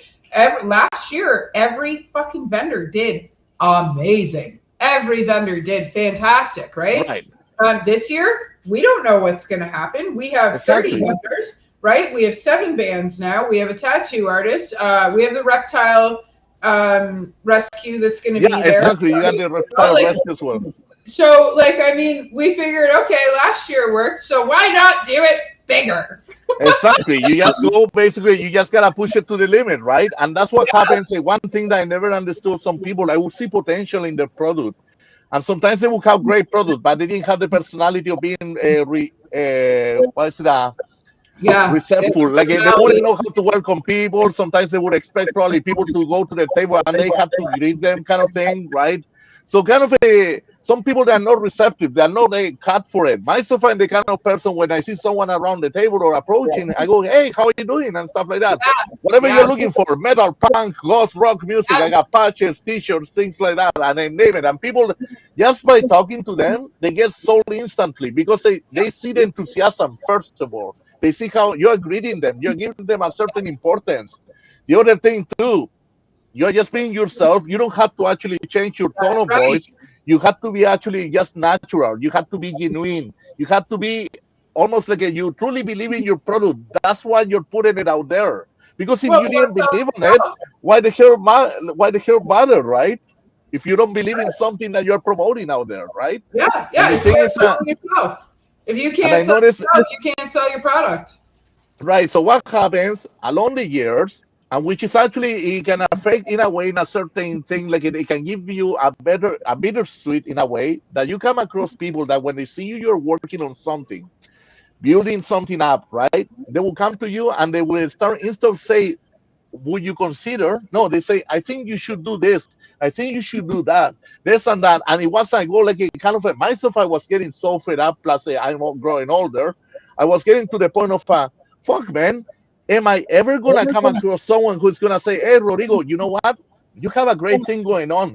I would like to be part of it, basically, like a kind of a tell me if you need help with something, like a kind of a let's freaking do it together, this and that, like a, Yeah, like it's very like a kind of a, if anything, these people that sometimes they will say they were not going with expectation of anything, sometimes they wouldn't show up, of course, right? Like a kind of a, when you needed them or anything. But yeah, like a kind of a, that's the thing of a, you just gotta carry on with the show, no matter what it is, it must go on all that's the right. way. That's right. Yeah. And So I think, sorry, go ahead. oh, that I never close the opportunities to anybody. I always been open doors to everybody. But they sometimes you come across people that when they open the door, instead of just waiting at at the doormat, they're already in your kitchen. So they're kind of disrespectful in that sense, right? That they kind of they wanna almost say, or they come with a plan and then they switch their entire attitude to it, right? So Yep, yep, my dog's chewing yeah, something. I'm Check too out. old for that shit, like, Yeah, yeah. Like, so, see, I think like the perspective on criticism. My perspective on criticism is there's constructive criticism, and then yeah, there's I'm too fucking lazy to do it myself, so I'm going to criticize the way you're doing it. Criticism, right? exactly. People that you know full well when they are done criticizing you, they're going to go home and sit on their couch and drink their beer and complain about their life, right? And then there's constructive criticism. Hey man, this is fucking amazing, but how about this, or would you consider this, or you're doing great with this, but just an outside opinion. That's constructive criticism. Hey, Yeah, I think you should do this, or you're not doing great at this, or you should put this here, or fuck off, man. Go home and drink your beer on your couch by yourself where you started this so I morning. have to say that I'm very fortunate. I have great company, great friends, a great family that basically they Yeah, believe on the things that I do because I'm persistent. But I also the years pass by and I have learned to level that I don't have to put that unnecessary pressure on myself yeah, anymore, yeah, right? As I said to you, like kind of before, it would come the weekend and there was this thing and then there was like a freaking drinks around and stuff like that, and then basically I would sit to meditate at that precise night overnight, right after having my market, to see what I'm gonna do next. But then I was thinking, it came to the point that I say I don't have to think of shit anymore. I have done a lot of things already. All I have to do is take care of the details. And now this is where I need my full concentration. So I cannot waste a drop of anything. yeah. Yeah, and Right? and you have a vibe, man. You and I imagine that your wife is very similar because I've seen pictures of her and she just looks like such a fucking warm, loving human being. But She's you, wonderful. You know, we are different to each other on things, but we connect really well. Like a kind of, and also she's my middle ground. She's my balance because as I say to you, like I went through my moments. I was a fucking hydra. yeah, I was a yeah, hydra. I was a monster, and she was there to calm me down, to put me yeah, balance, basically. Like, yeah, and basically, I gotta say, yeah, I do regret moments like that because I wish I never had to portray myself that way to her because she's a very sweet, kind person, you know. But kind of at the same time, like people they have misunderstandings, and myself, like I decided to basically do it for her mainly this year when she said to me, Rodrigo, this year, please don't be so hard on yourself. mhm, And I was crying with her. We hug each other, and I say to her, yeah, I'm not gonna be hard on myself anymore. And she's I that started to little voice basically, of reason for you that you've lost somewhere along the way. yeah, and I think everybody goes through something similar. Sometimes we get, I don't know, achy on the decisions we make. We Yeah, put unnecessary pressure on ourselves to just to reach something, yeah, and then you realize you need to fucking slow down, or yeah. probably you don't have to even move from anywhere. Yep. Oh, yeah. Well, and the thing, like, I mean, time, time is what we make of it. A time, like, the time on the clock is man-made. How we manage our time is us made. It's universal. How Exactly. you manage your Yeah. time, right? And Right. that's the thing. Like you seem to vibrate on a very high level. So you do. My dog's eating garbage that she stole out of the garbage, and everybody's Oh, watching. Um, yeah. but and I'm not going to stop her because she's quiet. So you can call that a bad dog mom or whatever. But fuck it, Okay. it's just a piece of plastic. She's licking it because it tastes like It's all salami. right. Every dog has his day. How we say, like, Hey, today's hers. like sometimes we garbage or we drink garbage or whatever. Like Yeah, there's the dog eating from the garbage can and that stuff. is what it is, man. She's a dog. She's licked worse. That's awesome. So, I and like yeah, I like animals a lot. Yeah. What is yeah, it? but you like it, you universal and vibration is very important, and you show that like you worked hard to get to where you are. You have a very genuine, authentic, um, you know, soul. You I was gonna say way about you, and then I saw somebody post in a comment, and it threw me right off.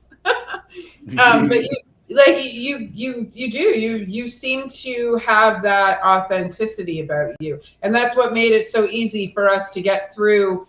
Yes, like I mean, it was disappointing, it was uncomfortable, it was really shitty, but both of us seem to be genuine, authentic adults. Oh, sorry, mature beings. I hate the A word. No, no. Right? So that's worse than the C word. I say the C word. I don't like to say the A word. Um, Yeah.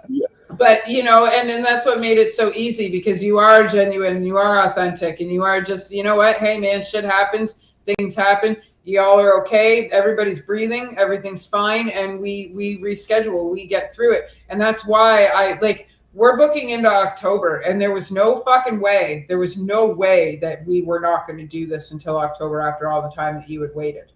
That's Right. not wasn't fair to you. And that's why I was like, oh, minimum of the next 7 days, 100%. We're just like, I don't care if it's a Tuesday. I don't care if it's a Saturday morning. I don't care what, like, we're doing this as soon as we possibly can. And I appreciate this opportunity too because I was talking to someone also from a radio show locally here, and I'm not gonna say names either because they don't deserve the credit. I always say if someone turns you down in an opportunity, and here's the thing, hopefully, like some people they can sympathize or agree with it. I don't expect it to for them to agree, but I think when someone turns you down in something, in an opportunity, you have to create that opportunity yourself. That's You're right. not just gonna cross your arms. And I think my life and my wife describe it as well. Rodrigo, I think like you have been always in survival mode. And that's what happens. I think everybody goes through that process that basically where you try to achieve something, you want to get somewhere in Yeah. life, like kind of you are in survival mode, and I kind of you're trying to guard yourself because some people sometimes they don't carry the same intentions, and like They don't have the same purpose as yourself. Some of Yeah. them, they are just substanceless beings that basically they don't have a purpose to do things out there. Sometimes they do it just to look cool, right? But Yep. here's one thing, also like it kind of that made me laugh in a way because of the things that I do, many of my activities, for example, in year 2021, because of a roommate of mine who plays bass, this guy is like 70 years old, okay? He asked me one day if I was interested in playing bass. I say, you know what? I would love to play any string instrument, but the problem is because of the problem of my shoulder that I was born with, I cannot reach the higher frets. Even though I had a surgery in 2006 to improve my Oh, shoulder. it So, pulls the okay, cords. I'm gonna give you an example. So if I had to pick up something, I used to pick it up like this. Okay. Oh, okay. Yeah. Then Oh, what they did is on the surgery, they cut me over here in both parts, and basically right. I can be able to get to move the arms and pick it up Yeah. like this. So See the difference? was it a tensed tendon, like a pulled, like what was going on where your arm was all? Okay, so what happened is during the delivery process, like according to my mother, I was a very heavy baby. Where like kind of Okay. you can tell how big I am too. Like, I love eating a lot too. Like since I was like inside the womb, right? So kind of what happened is I ended up my weight was a 3.9 like kilos, like it was a 4 kilos. Put it that way. And what's So that that in would be like pounds? so that's a like 9 pounds, 10 pounds probably. Like I was a fucking heavy baby. Like kind of like that's a lot, right? I'm not And frozen. That was actually my face this time. so you were like really shocked. I thought it froze for a second, the camera, right? Like that the connection froze, but no, it was like, This oh, time. what the fuck, right? Not this So time. Not this time. I like that's yeah. See, mine yeah, were both one was 612 and one was 712, and I was they were knocked out C-sections, so I yeah. was present. So what Your mom, happened? kudos to your mom, man. Oh man. See, so the thing is that what happened even she told me a story when at one point she felt like the freaking bus for some reason breaks strong and then she hits herself at one point in one of the posts holding herself down, right? Okay. Fucking crazy the things that happen actually like it wasn't like it wasn't I wasn't easy to be carried around basically according to her. So what happened is that when I was born I came feet first and then head, right? So when I You was coming on the reach. head part, yeah. So in that part, right when I was coming out, I was struggling with the umbilical cord. Right. And it was a constant of seconds that they could save me. Otherwise, I would have died instantly, like within 10, 20 seconds, who knows, You're a right? But I miracle. was being strangling, right? And the nurse had to, the doctors, whoever was there, they had to actually pull me out, but they grabbed me from the shoulder. And because when you are a baby, Right. your bones like the structure is almost like a You're milky kind of a structure, right? yeah. It's very delicate. So the thing is that I grew up with the shoulder dislocated. So, that's Yeah, crazy. and So, then so is it? And I have to ask you this question real quick. sure, So, because okay. you have the umbilical cord problems, does that have anything to do with your jugulator, or is that something else?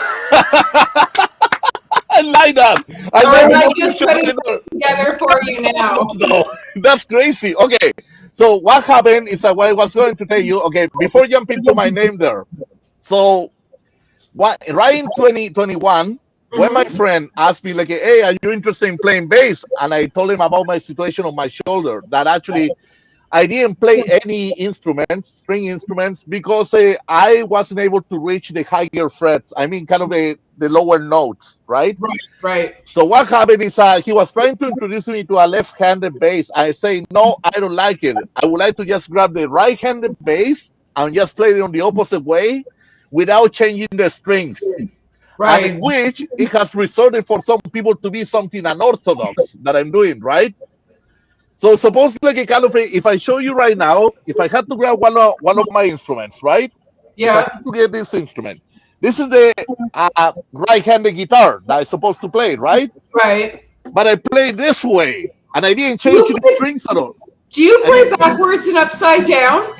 Yeah, Okay, so there's only two other people I know of. One Yeah, I was married to, and the other one was Jimi Hendrix. that's right. Yeah, There's yeah. only two other people I know. So you can't see it, but on that wall, right Okay. here, Yeah. my daughters have a Dean, and we never changed the strings. So we inherited some of our stuff from after Okay. my ex-husband and I divorced, and I gave my girls all of his instruments. Anything that There you go. we ended up with that was his when we moved, I gave it all to my kids. It's not mine, There you go. Yeah. right? So they have this guitar, and all of the strings are the same because their melody practices like her dad played, which is backwards and upside down. And Jimi Hendrix is the only other person I know besides the man I was married to that plays that way. Right. I think now maybe somebody should correct me if I'm wrong, but I think Kurt Cobain played that way as well. I believe so. Yeah, he used to play the opposite way too. I gotta watch him again how he played because that guy, he was really influenced also by Celtic Frost, like by Tom Yes, Water style of yes, playing, right? yes. Well, Yeah. I'm such a huge Nirvana fan that like Okay. these jelly beans Yeah. are because my daughter's middle name is Bean. I'm a big fan of Celtic Frost. See, like a kind of the influencer of Yeah, Nirvana. Yeah. yeah, me too, me too. But yeah, I was a Very huge cool. Nirvana fan growing up. My ex-husband was a huge Nirvana fan growing up. And then when Melody was born, we gave her she hates it. She's going to be so mad that I'm telling everybody this, but we gave her the middle name Bean because of Okay. Kurt Cobain and Frances Bean. And then my second one is Mia June, and named after my grandmother as well, but she was named after June Carter Cash. Both my Yeah. kids are named after music. So There you go. yeah, huge Nirvana fan. I've got all kinds of music tattoos. I'm married to Motorhead. My Nice. nephew There you Sleepy go. Dream from the Tragically Hip. I've got a tattoo for Slightly Intoxicated. I have Johnny No Cash tattooed on my arm. Okay. Johnny No Cash. Yeah, that's a great I name have actually. Johnny No Cash. I have Head Alone tattooed on, like the lyrics to the song Head Alone tattooed on my back. Yeah, I'm covered in music tattoos. I have a That's drumstick awesome. on the back of my arm that says "fuck cancer" for the drummer from Slightly Intoxicated. I'm Okay. covered. I have the Electric Dead. Okay. Yeah, I remember I them. have The Electric Dead. uh, Yeah. I have Gypsy Chief Goliath Yeah. Okay. tattooed. That's another great band. Yeah, yeah. Oh, these guys are fucking dynamite. Yeah, I remember them. Yeah. My Electric Dead tattoo, my Johnny No Cash tattoo, my Yeah. shitty Canada tattoo. Not that Canada's shitty, but the tattoo's garbage. You know Um, what's crazy? Like a kind of the many tattoos you have. I have only one tattoo, and I got What? it. Yeah, I have only one tattoo here. Yeah. Right. And what happened is at the time when I got my tattoo, I was only 17 years old, turning 18, and this was before coming to Canada. So a friend who was learning to do tattoos at the time, I say, you know what? I want this tattoo, and basically mine is like I got really inspired by the symbol of Voivod and Celtic Frost. So that's Cool. like I wanted to do a mix like that, but it has my name. So it says Rodrigo Racchio. So it has like a DR in one side and DR on the other side, right? That's For fucking my first and cool. last name. Yeah, Yeah. so I drew it myself, Cool. right? And all I did is I was like just to split the page like this, right? So I had the tattoo right there. That's And then, fucking. That's and really then what cool. and then what happened is my friend who was just learning to tattoo, I gave him the chance of it because he was just starting out. So I said, yeah, Right. okay, do me a tattoo. Kind of, I want to go to Canada branded. Kind of, because I basically, the tattoo got finished 2 days before I was coming to Canada. So actually, I didn't get the tattoo here. I got it at the age of 18 when I was out there in Chile. So it was almost like I came branded already. Cool. That's fucking Yeah. cool. So that was a great souvenir. And then now, what happens with how I got the name Rodrigo Jagulator Racchio was because when I got into metal, okay, so everything started like since I was a kid, I had these three older brothers. One of them would listen to new wave pop rock music Yeah. or dark wave or anything like that. Then the second brother, he was into breakdance music, but then he switched to thrash metal music. And the third one, he would listen to a lot of Latin music and pop music. So when you're a kid, and this is one thing that probably many people can relate to, we tend to, as adults, probably many adults, not myself, but they tend to actually underestimate the capacity what kid can recollect in memories. You don't know exactly what things are putting attention to, and it could be like sometimes something very odd to oneself. But believe it or not, that kid once like he picks something up, you never know what the level of creativity they have like to do with something like small like that. It's like myself. I grew up like playing video games at the age of 3. I was taken to the arcade machines like at the age of 5, and I would go like every single weekend, either Saturday or Sunday, to it. What is it like? I grew up watching like horror movies. Even I came across some porn movies at the time, which is actually, I say some parents they catch you doing that, like they beat the crap out of you, right? Yeah. But I kind of You're damn right they beat the crap out of you. no. So the thing what happened is at one time I knew actually they had this kind of adult movies because they had a row of VHS tapes, and they all had like titles of movies, right? They used to put in like 3 movies in one cassette tape kind of thing. And what happened is I noticed 2 cassette tapes that they would put in the inside out kind of thing of the sleeve. Yeah. And I go like, a common thing in the 80s. And you know who I fucking saw first, like in the first porn movie I get to see of when I was 8 years old? Ron Jeremy. No, Peter North. And I posted, he's releasing a documentary now, and I posted on his page, dude. When I was 7, 8 years old, I watched your porn. Like, and he went like he gave it a like because what the fuck? What are you gonna do? That's probably like I thought nobody saw that. That's fucking hilarious. Man, my first experience was my best friend and I. We found all her uncle's fucking magazines under his bed.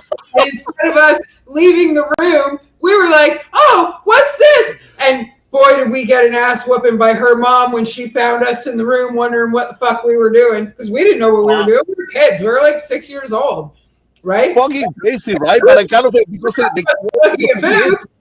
Right? Yeah, and then, her mom gave us an ass whooping, man. Oh my God. The curiosity of kids is kind of it's hard to stop because you don't know what they runs in their imagination. The same thing is so I was telling you mainly about music, but I had no restrictions as a kid, right? Of growing of being exposed to different things in pop culture. So at the same time, you would think, okay, Chile at the time was under a dictatorship. A lot of people they would think, holy shit, oh, probably you guys couldn't watch anything. Probably you had to live in a fucking cave and not be exposed to anything, right? We were actually one of the first countries to access to everything. Like we were accessing to everything, metal music, freaking video games. We were accessing to so many crazy things, movies of any kind. Like, I think that it's a misconception when it comes to dictatorship that people are under lock and key and they're in cells and stuff like that. Dictatorship make you feel like you have freedom, and they take away the rights that are important to you, right? And I think a lot of people glorify dictatorship kind of to be like it is in the movies, and it's dictatorship is not like that at all, right? No, like you guys had access to everything, and you had access to everything so that you would comply with all the stuff you didn't want to, right? And that's how dictatorships work in some cases, not in all cases. The good thing though is because as you say, right, like kind of because it can be restricted to some people. Of course, my family they were not really part of it. Like a kind of we were just middle class at the time. They were trying to run a business. Yeah. And but they witnessed a lot of things of persecutions of other people, like that they were involved, like a kind of either they were left wing or there was always this stigmata going on between both of them, between either one side or the other. It's like nowadays, except that nowadays everything is more fighting over the net. And then you see people actually facing each other on the streets just because of agreeing to the opposition or something, whatever it is, right? Mm-hmm. But one thing that I grew up in this kind of mentality that my mother was really cool to tell me this she say, no matter what president leader gets chosen, you still gotta work your ass off to make a living. Right. So the thing is, like a kind of a while, like a music is a very powerful thing. It's a very powerful, let's say, weapon, instrument for the masses, right? Like that kind of a, that you can have access to and appreciate, because like it really takes you like a to the best. It takes your entire entity and influence you big. I was actually like a kind of a, while other people that were listening to what was going on at the moment, what was hot at the time, I was still listening to music 5 years older than that. Yep. And I didn't want to catch up with the, just whatever the radio was playing, even though I was listening to it, but I didn't want to actually just be thinking, oh shit, okay, this is the new hot thing. So what about what happened before? Like, right? So by that point, when I was a teenager, while my father was about to die, passed away in 1996, between 1994 and, 1992 until 1995, I was listening to a lot of Erasure, Camouflage, Pet Shop Boys, David Bowie, what is so many different bands out there that basically they influenced me. Depeche Mode, right? And then what happens is I was thinking about the time. Then after I was looking for something heavier because I was embracing a darker time. Like my teenagehood was dark on the sense that I was supposing to follow the masses, like whatever shit they were listening or whatever movies they were watching at the time or anything like that, or activities, right? Mm-hmm. And then you get to the point that basically I wanted something heavier and darker.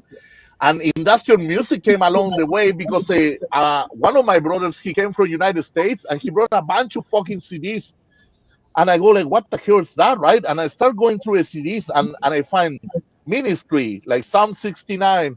I find KMFDM, Night Hill album. I find a couple 9 Inch Nails albums, right? And what is it with the song Wish too? When I first heard the song Wish, I was like, holy shit, this fucking song is the fucking song. This is the fucking mambo right there. Yeah, such an underrated song, man. Yeah, and then I would come across different albums, and then I found Voivod. They just released Negatron by that point when Eric Forrest joined the band. Oh, so you just discovered them at their fucking prime. Yeah, like kind of when Voivod released a fucking album, I was like, okay, who is this band? And I listened to it and I showed it. And then because I started to get to know metalheads, I told them, yeah, I got this band actually. And they said, dude, you got the new Voivod? I go, yeah, what? This band is it old? And they started to show me the old stuff about like the albums like Killing Technology, Roar, and all these albums, War and Pain, right? Dimension Approx and all of that. And then what happens is, and I was embracing something heavier, and I was looking for something like a kind of like, oh, fuck, I want something. I remember thrash metal music. So whatever my older brother was playing when I was a kid, I remember it, like especially main riff, like in the song The Exorcist from Possessed on the album Seven Churches, the first song. Like fucking like kind of that first song is like it possesses you. It deserves the name of it, right? Yeah. And then I was embracing Slayer, remembering when I was a kid coming after school, I was going through the records of my brother and going like, holy shit, look at this. Look at that. Hell Awaits of Slayer, Look at Assault and Survive, things like that, like Accept Metal Heart, things like that, like a kind of whatever thing I could recollect at the time, it was coming back to me when I was 16, 17 years old. And I became a thrash metaler by then. And then Judas Priest, by that point, they just released the album Jagulator, which is the 13th album of Judas Priest. And I say to myself, I notice that every artist has a name. I want to have my own. You know what? I'm going to be the Jagulator, motherfucker. Here you are. And here I am, still the fucking Jagulator. I'm still the Jagulator, and I always going to be the Jagulator, right? Mm-hmm. Yeah, and when I can't whenever I say your name to anybody, I say your whole name. That's awesome. Thank you. So the thing is, I was like a kind of when I also like whenever I credited myself in anything, it would be in a forum or in a guest book or anything like that on websites or even on my own demo of a Corporate Riot that was released back in 2003. I put, yeah, Rodrigo Jagulator Raggio for everything, right? And Yep. until this day. And the thing is, now that I restarted this band, Corporate Riot, it came from a dream. Like, kind of, I was trying to restart the band back in 2009, and things didn't work out with that lineup. So I ended up singing for a band called Psychotic Pulse right in the beginning of 2010. So I stayed with them for 1 year and a half. And we did many shows too. And even with Corporate Riot, we ended up open for Dying Fetus, for bands like a Cataclysm, like a Despise Icon, like so many shows, Razor, like a lot of freaking opportunities that we have, like that I've been recollecting because I've been going through my cases now and trying to take everything out to see anything I can recollect from that era. And I've been doing it well because I just found the rehearsal tapes of the band as well that we recorded on cassette tapes. So I gotta pass it on MP3s in order to start reworking them again, right? But in the past 13 years, I was already writing music on my own. I was actually using this thing here. I was using this. You know this, the PS3. You know exactly Sorry, the PSP. I know exactly what you're holding up, dude. Yeah, so I was using my video game system to write music in the meantime. That's right? Amazing. I especially was writing mainly music when I was going through my separation because my ex-girlfriend got this massive house and I would sleep in a different room than her because we were not getting along well. So at night I would just lay down there and I would start like a kind of putting the songs together and stuff like that. And that's how I released my first album of DJ Nocturne, which is actually a tribute to video games. It's called DJ Nocturne Arcade Land. I'm going to leave all the links under these in case of anything, right, for you. Definitely. So what happens is that when I put it all together, kind of in a way for me, it was a hard beginning, right? Because first of all, I'm writing music under struggle, but still I was trying to put something together and I was going with no expectations. And suddenly I released my own album, a full album basically together. And now recently I just put all my studio together and I released my own album by collecting all the music I put together in the past 13, 14 years. And now that I put this band together, Corporate Riot, right? I'm like a kind of, you know what? I'm going to freaking redo the logo of the band. I'm going to give it a fresh new look. And we're going to start rehearsing all of that. And because of this history that I have with another drummer, the drummer of the band, basically, I know him since year 2004. We met only one time when he used to play in the band Elevator 22. So when I was talking with him briefly, and I told him because that day we were supposed to open, Corporate Riot was supposed to open for Misery Index. And this was in Toronto. And what happened is we couldn't make it because we were going to play the same show that we already compromised to play within the same month. So we didn't want to overlap things, right? So the promoter from Inertia Entertainment, he basically he calls this other band from Hamilton, Elevator 22, to come and open for Misery Index, right? I went to see the show and I spoke to the guys. I said, hey, wicked show, man, and stuff, right? That was the only time we spoke. It passes 18 years later, in 2022, I see this guy jamming at one place that's called the Lazy Flamingo here in Hamilton, that it closed down already. But it was a really nice place to go and jam on Sundays. And what happened is I look at the drummer and I go like, dude, I know you from somewhere, but from years ago. Didn't you play for Elevator 22 years ago? And he goes, yeah. Like I go, man, you know what? I spoke to you like exactly like 18 years ago. And I remember, like I'm the guy, the singer from Corporate Riot. And he goes, I remember Corporate Riot. So I go, I fucking I bought the guy a beer, basically. We need to sit down. We got a lot to talk about. So we're just talking with trade phone numbers. And basically, he was telling me, I just say jam over here. That's it. Like I haven't joined any bands and all of that. And what happened is at the time, he say, look, I gotta take care of a few things personally on my own, but you have my phone number. Let's stay in touch, right? So I let him do his own thing, right? And not so long ago, I'm basically sleeping, right? And I had this dream that basically, like for some reason, I put the band together.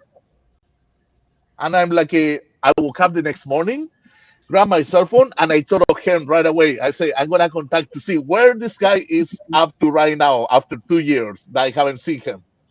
I contacted him, and the first thing he says, "Hey, Rodrigo, it's great to hear from you. You know what, man? Today, honestly, I'm not playing in any bands right now. I don't really feel it. I'm not sure. Like, kind of the passion for me is pretty dead. But just because you and I, we know each other for a while, I would like to give this a shot." Cool.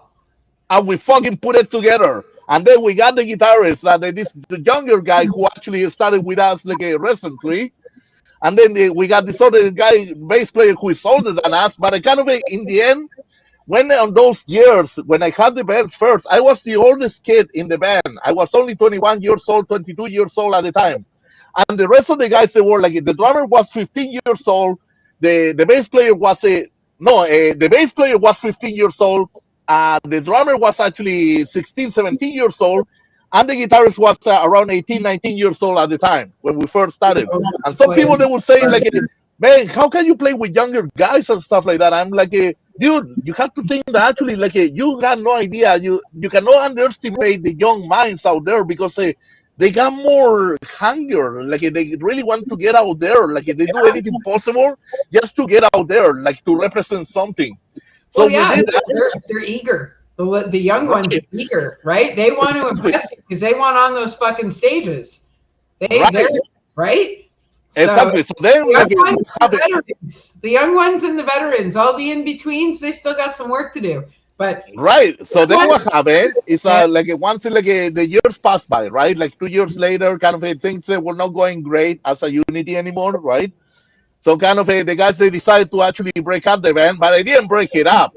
Because I always say, no, I'm not going anywhere. I'm gonna carry on this corporate riot thing, no matter what it is, right? And I had a hard time finding musicians around, but I wasn't one of those musicians jumping from one band to another. Because then, like, if you go to so many bands, people are not gonna remember you for more than you're mentioned, or you might be referred, but you become disposable. You become almost like so easy to change. Yeah. And I don't like that. I like to have like a certain history, sustainability, like on the things that I do. And the same thing with the next band. I spent like 2 years with them. I was writing the lyrics. I was doing vocals. I was actually making video clips. I doing the graphic design. Like, I created everything when it comes to the logos and all of that. Like, kind of the imagery of the band as well. So what happened now is like re-encounter this guy, this drummer, and we started to jump to the backup tracks that we have from before. And then we got this other 20-year-old guitarist. The other guy, the drummer, he's the same age as myself. The bass player, he's 46. And you know what? Like, there was another guitarist who was going to join us, but he asked us about the age bracket. He goes, "Where? I'm 43 years old. How about the rest of the members?" I go, "Where? One of them is 46. Two of them, they're 43, and one of them is 20. And he goes like, 20 years old, is that a typo? I say, no, it's not a typo. And if you got an issue with that, guess what? I'm the leader of the band. I'm the leader of the pack. I decide who is going to be in or not. By the way, what were you doing when you were 20? Yeah, not playing with 40-year-olds, not playing with seasoned musicians. Well, that's like Catastrophic Hemorrhage. Their lead singer, Callum Clark, his son, Addison, is their bass player. He's maybe 23 years old, and the rest of the band are all our age. They're all in their 40s. And there you go. This kid fucking kicks ass, man. I say kid, like, yeah, I know he's a legal adult, but he's 23. I'm old enough to be his mother. He's a kid. So I believe it. I know stories, okay? That doesn't know. Hey, been there, done. Okay. He's fantastic. He's 23 years old, and he plays like he's been playing as long as the rest of the guys in the band, right? Yeah. Brian, Nick, and Callum, they're all in between 40 and 44 years old, right? Yeah. And Addison's only 23 years old, and he's showing them up on stage. He's fucking holding his game, you know? Very good. The way it should be. Awesome. Yeah, because like in 20 years, when he's 40 years old, he's going to go, yeah, I fucking started on stage with Catastrophic Hemorrhage when I was 23, and now I'm playing these fucking festivals, right? Exactly. He works hard for it, and he wants He wants to impress the crowd he's playing for. And to be honest with you, I think that's one of the most key things that It's musicians, fucking fantastic. you have to want to be up there, because we can tell Right. when you don't want to be up there. We can tell. Just like I have to say this out loud. Yeah. I'm so glad. I'm so, and I know that it was such a pain in the ass when it all happened, but I'm so glad that we did this tonight instead of last week, because we have had 2.5 hours of non-stop fantastic communication. And I can promise you, this would not have happened last week if we had done, like, we would have been one and done. You would not have had this kind of back and forth with me. I would not, like, I mean, I'm always in the game, but I would not have been in the game. Yeah, no, I'm super thank you. Like, you know, so, like, yeah, it was shitty, and we both felt the way we felt, and like a million apologies, but a million thank yous as well for, you know, sticking with me and supporting and waiting until this week. I appreciate it. Because look at all the great conversation we've had. Look at all the things that we've said out loud, and we covered fucking every piece of ground we could. You know, well, actually, but I'm not done yet. Like, that was only a quarter of it. But exactly. That's the beauty of this. We can reschedule it. We can do it again whenever we want. Oh, fuck yeah, totally. I want to do this again. And like, there's normally I stick to my schedule, and we're not booking again until October. But right, as you have things coming along, and as we, you know, you guys hit the stage again, and things, and you start throwing shows again, and like, actually, I'm looking forward to that. Yeah, it would be a great time actually if we catch up sometime in the end of the year, right? Because by that point, probably we can have like a full band interview and all of that. Yeah. I can tell you more about the power of the evolution, what we're doing right now, because we're not really looking to play live shows either. We're not like, for more exciting that it sounds like, for now, we just want to record something proper. Like, you put it together, the album that I wanted to release back in 2004.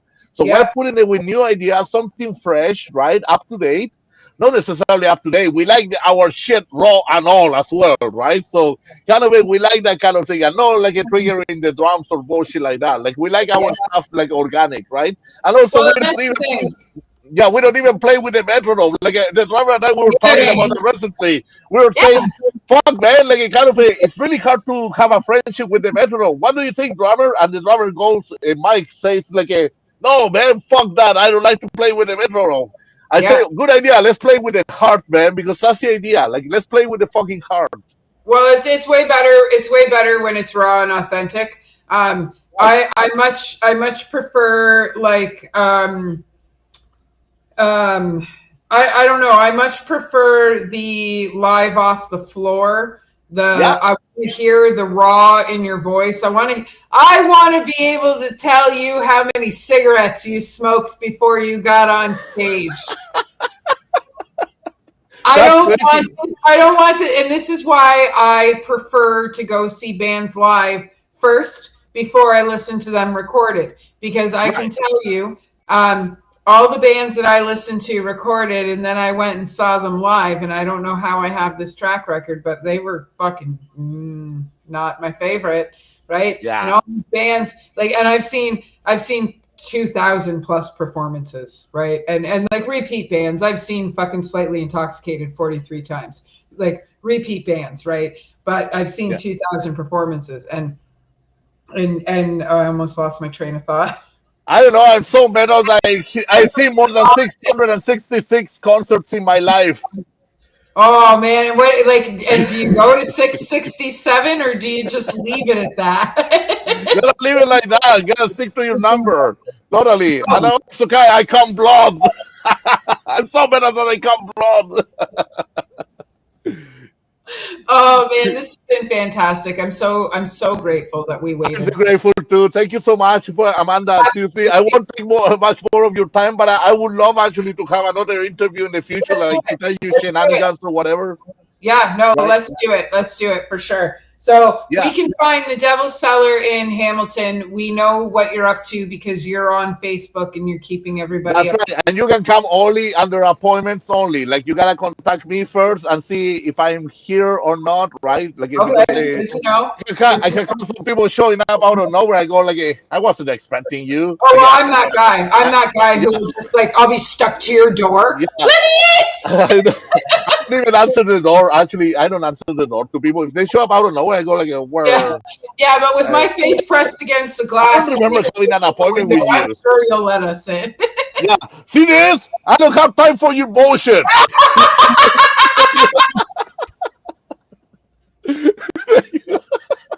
Yeah, the devil can be a little bit mean sometimes. I'm not I know. I'm so glad you said. I'm so glad you did that, especially with Philip in the beginning getting mad at me for asking you if you like hot sauce. No, I fucking love hot sauce. Why would I get mad about that? Okay, so he called me a racist because you're from Chile, and I asked you if you liked hot sauce, but he clearly didn't hear the beginning of the conversation where you asked me if I liked hot sauce. That's so. Yeah, that's fucking crazy. Oh, so I'm the racist one then. You are right now. You are right now. But in the beginning, I guess Philip thought that my white was showing. And like, I mean, you asked me if I liked hot sauce. What was I supposed to do? And oh, there's my naked cat. There you go. Was I supposed to just end the conversation? Yeah. Oh, we needed to know if you liked hot sauce too. That like that. Exactly. It's just like what the. Some people's kids, man. Tell you. Hey, by the way, I'm gonna dedicate a tiny song that I just wrote for you. I'm not gonna sing, but I'm gonna play you some guitar. And I want to thank everyone who has been watching this. Thank you for your attention. You know, like all these stories that we shared today, hopefully you relate with it as well. You can send me a message if you want, like if you have any questions or something like that. And I can also send you some free music. You can download it at soundcloud.com/The Devilz Cellar. All right, so I'm gonna play something for you just to say goodbye to all of you, okay? Excellent. Now, before you start playing, I'm just going to mention tomorrow night, today and tomorrow is a doubleheader. Tomorrow night we have Collider on at 7 o'clock. There you go. Check out Collider's interview for sure. Okay, here we go. 3, 2, 1.